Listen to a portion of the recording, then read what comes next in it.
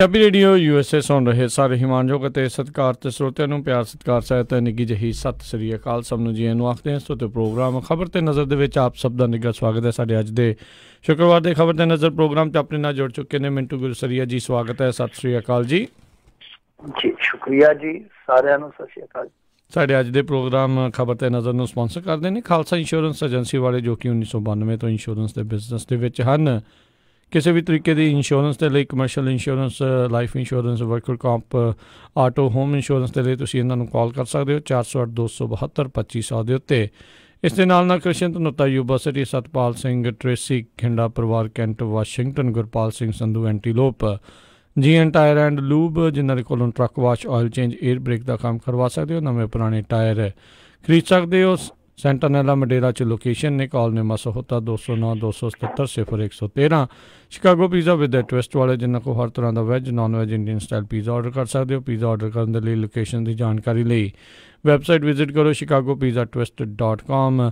West Coast truck driving school Fresno ਵਾਲੇ, ਜਿਹੜੇ ਕਿ ਤੁਹਾਨੂੰ ਟਰੱਕ ਦਾ ਲਾਇਸੈਂਸ ਬਹੁਤ ਘੱਟ ਸਮੇਂ 'ਚ ਵਧੀਆ ਸਿਖਲਾਈ ਦੇ ਕੇ ਲੈਣ ਦੇ ਵਿੱਚ ਸਹਾਇਤਾ ਕਰਦੇ ਨੇ। ਕਾਲ ਅਜੀਤ ਅਟਵਾਲ 559 374 45 41 ਅਤੇ ਨਾਲ ਹੀ ਗੁਰਪ੍ਰੀਤ ਸਿੰਘ, ਅਵਤਾਰ ਸਿੰਘ ਅਤੇ ਗੁਰਮੀਤ ਸਿੰਘ ਬੇਕਰ ਸਪੀਡ ਤੋਂ। ਇਹਨਾਂ ਸਾਰਿਆਂ ਦਾ ਧੰਨਵਾਦ। ਜੇਕਰ ਤੁਸੀਂ ਜਾਂ ਕੋਈ ਹੋਰ ਕਾਰੋਬਾਰ ਇਸ ਪ੍ਰੋਗਰਾਮ ਨੂੰ ਸਪਾਂਸਰ ਕਰਨਾ ਚਾਹੁੰਦੇ ਹੋ, ਸੰਪਰਕ ਕਰੋ 408 722 7698 ਦੇ ਉੱਤੇ।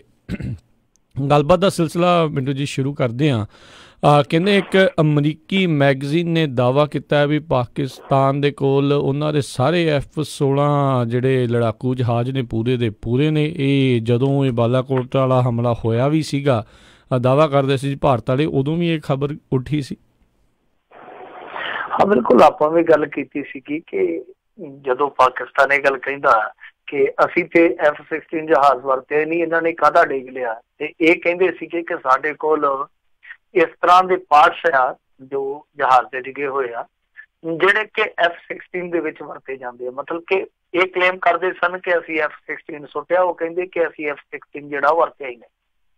ਤਾਂ ਦੋਨਾਂ ਦੇ ਦਾਅਵਿਆਂ ਦਾ ਨਿਚੋੜ ਇੱਥੇ ਨਿਕਲਦਾ ਸੀਗਾ ਕਿ ਭਾਈ ਤੁਸੀਂ ਚੈੱਕ ਕਰੋ ਕਿ ਜਿਹੜੇ F-16 ਅਮਰੀਕਾ ਨੇ ਪਾਕਿਸਤਾਨ ਨੂੰ ਅੱਤਵਾਦ ਦੇ ਵਿਰੋਧ ਵਾਸਤੇ ਦਿੱਤੇ ਹੋਏ ਆ ਵਰਤਣ ਲਈ, ਕਿ ਉਹਨਾਂ ਦੇ ਵਿੱਚ ਕੋਈ ਘੱਟ ਵੱਧ ਹੈਗੀ ਆ।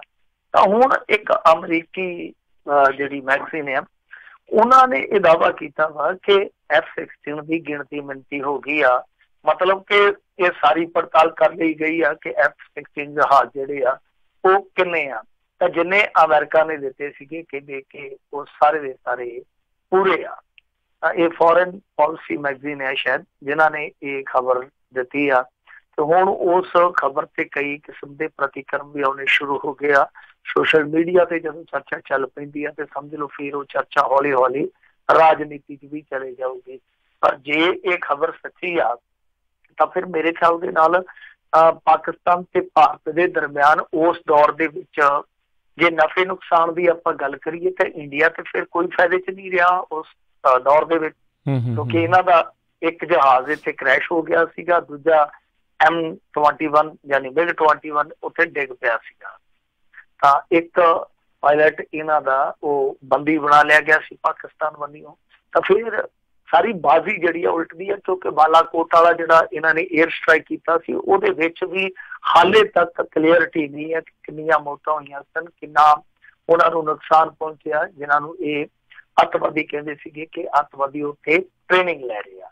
ਸੋ ਇਹ ਸਾਰਾ ਮਾਮਲਾ ਜਦੋਂ ਅਸੀਂ ਪੜਚੋਲਦੇ ਹਾਂ, ਸਿੱਟਾ ਕੱਢਦੇ ਹਾਂ, ਤੇ ਫਿਰ ਨਫੇ ਨੁਕਸਾਨ ਦੇ ਪੈਮਾਨੇ ਤੇ ਆ ਕੇ ਕੁਛ ਗੜਬੜਾ ਜਾਂਦਾ। ਔਰ ਦੂਜੀ ਚੀਜ਼ ਇੱਕ ਇਹ ਵੀ ਆ ਇਹਦੇ ਤੋਂ ਹਟ ਕੇ ਕਿ ਦੇਖੋ, ਇੱਕ ਮੈਗਜ਼ੀਨ ਦਾ ਦਾਅਵਾ ਵਾ, ਹਾਲੇ ਤੱਕ ਅਮਰੀਕਾ ਨੇ ਅਧਿਕਾਰਤ ਤੌਰ ਤੇ ਇਹਨਾਂ ਚੀਜ਼ਾਂ ਦੀ ਪੁਸ਼ਟੀ ਨਹੀਂ ਕੀਤੀ। ਹਾਲਾਂਕਿ ਟਰੰਪ ਅੰਕਲ ਕੱਲ ਟੈਕਸ ਦੇ ਮਾਮਲੇ 'ਚ ਫਿਰ ਉਬਲਿਆ ਫਿਰਦਾ ਸੀਗਾ। ਤਾਂ ਅਧਿਕਾਰਤ ਤੌਰ ਤੇ ਜਦੋਂ ਤੱਕ ਅਮਰੀਕਾ ਕੋਈ ਪੁਸ਼ਟੀ ਨਹੀਂ ਕਰਦਾ, ਮੇਰੇ ਖਿਆਲ ਦੇ ਨਾਲ ਹਾਲੇ ਇੰਤਜ਼ਾਰ ਕਰ ਲੈਣਾ ਚਾਹੀਦਾ। ਔਰ ਦੂਜੀ ਇੱਕ ਚੀਜ਼ ਹੋਰ ਵੀ ਆ, ਇੱਕ ਹੋਰ ਤਰਕ ਦੇ ਆਧਾਰ ਤੇ ਵੀ ਮੈਂ ਗੱਲ ਕਹਿਣ ਲੱਗਾ ਕਿ ਅਮਰੀਕਾ ਮੇਰੇ ਖਿਆਲ ਦੇ ਨਾਲ ਕਦੇ ਵੀ ਇਹ ਚੀਜ਼ ਨਹੀਂ ਦੱਸੇਗਾ F-16 ਬਾਰੇ ਕਿ ਇੱਕ ਰੂਸ ਦਾ ਜਿਹੜਾ 70 ਦੇ ਦਹਾਕੇ ਦਾ ਜਹਾਜ਼ ਹੈ MiG, ਉਹਨੇ ਉਹਨੂੰ ਟਾਲਿਆ।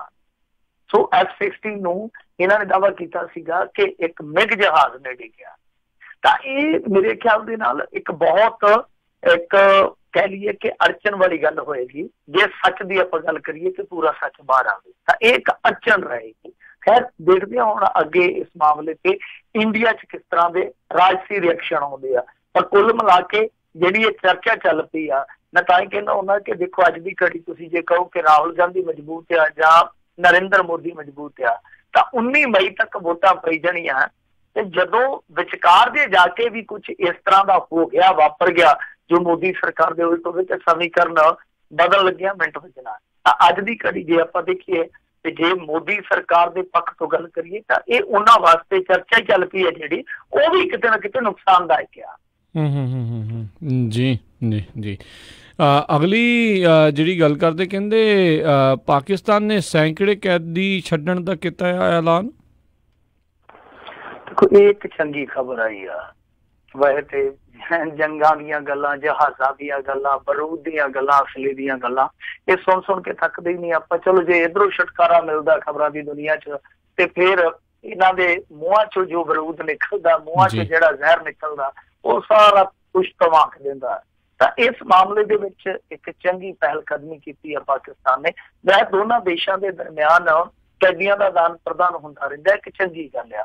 ਹਾਲਾਂਕਿ ਜੰਗੀ ਕੈਦੀ ਆ ਜਿਹੜੇ, ਖਾਸ ਤੌਰ ਤੇ ਇੰਡੀਆ ਦੇ ਜੰਗੀ ਕੈਦੀ ਕਾਫੀ ਦੇਰ ਤੋਂ ਉੱਥੇ ਆ, ਉਹਨਾਂ ਦਾ ਕੋਈ ਮਸਲਾ ਹੱਲ ਨਹੀਂ ਹੋਇਆ ਤੇ ਉਹ ਪਹਿਲੀ ਗੱਲ ਤੇ ਸਹੀ ਸਲਾਮਤ ਬਚੇ ਨਹੀਂ ਹੈ, ਉਹਨਾਂ ਦਾ ਮਾਨਸਿਕ ਤਵਾਜ਼ਨ ਠੀਕ ਨਹੀਂ ਹੈ। ਜੇ ਬਚੇ ਵੀ ਹਨ ਤਾਂ ਉਹਨਾਂ ਦਾ ਕੋਈ ਅਤਾ ਪਤਾ ਨਹੀਂ। ਤਾਂ ਖੈਰ ਇਸ ਮਾਮਲੇ ਦੇ ਵਿੱਚ ਹੁਣ ਪਾਕਿਸਤਾਨ ਨੇ ਅੱਜ ਇਹ ਗੱਲ ਕਹੀ ਆ, ऑफिशियली उन्होंने एक तर्जमान ने जानकारी दी है, बुलारे ने जानकारी दी है कि 360 भारतीय कैदियों को असी 4 गेड़ां दे विच रिहा करांगे। कुल उन्होंने कहा कि पाकिस्तान दी जेलों दे विच 537 भारतीय कैदी सजा कट्टण दे आ, इन्हां दे विच 483 मछुआरे आ, तां इन्हां दे विचों 360 नूं रिहा किया जाऊगा। तां पहिलां कहंदे आ कि अगले मंगलवार असीं 100 भारतीय मछुआरिਆਂ ਨੂੰ ਪਹਿਲਾਂ रिहा करांगे, फिर उस तो बाद ਜਿਹੜੇ ਦੂਸਰੇ ਬੈਚ ਦੇ ਵਿੱਚ ਆਉਣਗੇ ਉਹ ਵੀ ਮਛਿਆਰੇ ਹੋਣਗੇ, ਉਹ 15 ਅਪ੍ਰੈਲ ਨੂੰ ਛੱਡੇ ਜਾਣਗੇ। ਫਿਰ 22 ਅਪ੍ਰੈਲ ਨੂੰ ਹੋਰ ਜਿਹੜੇ ਮਛੇਰੇ ਛੱਡੇ ਜਾਣਗੇ। ਤਾਂ ਇਸ ਤੋਂ ਬਾਅਦ ਫਿਰ ਕੁਛ ਮਛੇਰਿਆਂ ਤੋਂ ਇਲਾਵਾ 60 ਭਾਰਤੀ ਨਾਗਰਿਕਾਂ ਨੂੰ ਵੀ ਆਖਰੀ ਬੈਂਚ ਦੇ ਵਿੱਚ ਰਿਹਾ ਕਰ ਦਿੱਤਾ ਜਾਊਗਾ। ਤਾਂ ਕੁੱਲ ਮਿਲਾ ਕੇ ਇਹਨਾਂ ਦੀ ਤਾਦਾਦ ਹੈ ਜਿਹੜੀ ਉਹ 380 ਦੇ ਕਰੀਬ ਬਣਦੀ ਹੈ ਜਿਨ੍ਹਾਂ ਨੂੰ ਰਿਹਾਈ ਦਿੱਤੀ ਜਾਣੀ ਆ। ਤਾਂ ਮੇਰੇ ਖਿਆਲ ਦੇ ਨਾਲ ਇਹ ਇੱਕ ਚੰਗੀ ਗੱਲ ਆ, ਚੰਗੀ ਪਹਿਲ ਕਦਮੀ ਆ ਜੋ ਇਹਨਾਂ ਨੇ ਇੱਕ ਪੈਗਾਮ ਦਿੱਤਾ ਕਿ ਅਸੀਂ ਇਸ ਮਾਮਲੇ ਦੇ ਵਿੱਚ ਥੋੜਾ ਜਿਹਾ ਅਗਰੈਸਿਵ ਆ ਭਾਰਤ ਦੇ ਮੁਕਾਬਲੇ, ਕਿਉਂਕਿ ਆਦਾਨ ਪ੍ਰਦਾਨ ਮੈਂ ਤੁਹਾਨੂੰ ਜਿਵੇਂ ਕਿਹਾ ਕਿ ਉਹ ਦੋਨਾਂ ਦੇਸ਼ਾਂ ਦੇ ਦਰਮਿਆਨ ਇੱਕ ਮੈਂ ਕਹਿ ਲਈਏ ਕਿ ਆਪਸੀ ਤਾਲਮੇਲ ਹੈ ਜਾਂ ਸਮਝ ਹੈ ਕਿ ਕੈਦੀਆਂ ਦਾ ਆਦਾਨ ਪ੍ਰਦਾਨ ਹੁੰਦਾ ਰਹਿੰਦਾ। ਪਰ ਕਈ ਮੌਕਿਆਂ ਤੇ ਏਦਾਂ ਲੱਗਦਾ ਕਿ ਪਾਕਿਸਤਾਨ ਥੋੜਾ ਜਿਹਾ ਇਸ ਮਾਮਲੇ ਦੇ ਵਿੱਚ ਅੱਗੇ ਚੱਲਦਾ ਪਿਆ। ਤਾਂ ਹੁਣ ਵੀ ਜੇ ਦੇਖੀਏ ਤਾਂ ਪਾਕਿਸਤਾਨ ਸ਼ਾਇਦ ਇਹੋ ਜਿਹੀਆਂ ਚੀਜ਼ਾਂ ਕਰਕੇ ਭਾਰਤ ਦਾ ਅੰਤਰਰਾਸ਼ਟਰੀ ਮੰਚ ਤੇ ਕਿਤੇ ਨਾ ਕਿਤੇ ਅਕਸ ਵਿਗਾੜਨ ਦਾ ਯਤਨ ਕਰਦਾ ਕਿ ਹਾਂ, ਹਾਲਾਂਕਿ ਮੈਂ ਇਸ ਤਰ੍ਹਾਂ ਕੋਈ ਕੰਮ ਵਿਗਾੜਨ ਲਈ ਨਹੀਂ ਕਹਿ ਰਿਹਾ ਕਿ ਕੂਟਨੀਤਿਕ ਮੁਹਾਜ਼ ਤੇ ਪਾਕਿਸਤਾਨ ਕਾਫੀ ਪਛੜਿਆ। ਜੇ ਆਪਾਂ 3-4 ਸਾਲ ਦੀ ਗੱਲ ਕਰੀਏ, ਗੁਜ਼ਸ਼ਤਾ 3-4 ਸਾਲ ਦੀ, ਤਾਂ ਉਹਦੇ ਵਿੱਚ ਭਾਰਤ ਨੇ ਕਾਫੀ ਹੱਦ ਤੱਕ ਡੋਮੀਨੇਟ ਕੀਤਾ ਪਾਕਿਸਤਾਨ। ਪਰ ਪਾਕਿਸਤਾਨ ਕਿਤੇ ਨਾ ਕਿਤੇ ਮੇਰੇ ਖਿਆਲ ਦੇ ਨਾਲ ਆਪਣੀ ਛਵੀ ਸੁਧਾਰ ਰਿਹਾ ਤੇ ਇਹ ਦਿਖਾ ਰਿਹਾ ਕਿ ਭਾਰਤ ਜਿਹੜਾ ਆ ਉਹ ਆਪਸੀ ਸੰਬੰਧ ਸੁਧਾਰਨ ਦੇ ਮਾਮਲੇ 'ਚ ਇੰਨਾ ਅਗਰੈਸਿਵ ਨਹੀਂ। ਸ਼ਾਇਦ ਇਹੀ ਕੂਟਨੀਤੀ ਦਾ ਇਸ ਸਮੇਂ ਦਾ ਜੋ ਇੱਕ ਲਗੋਤਮ ਆ ਉਹ ਸਮਝ ਆ ਰਿਹਾ।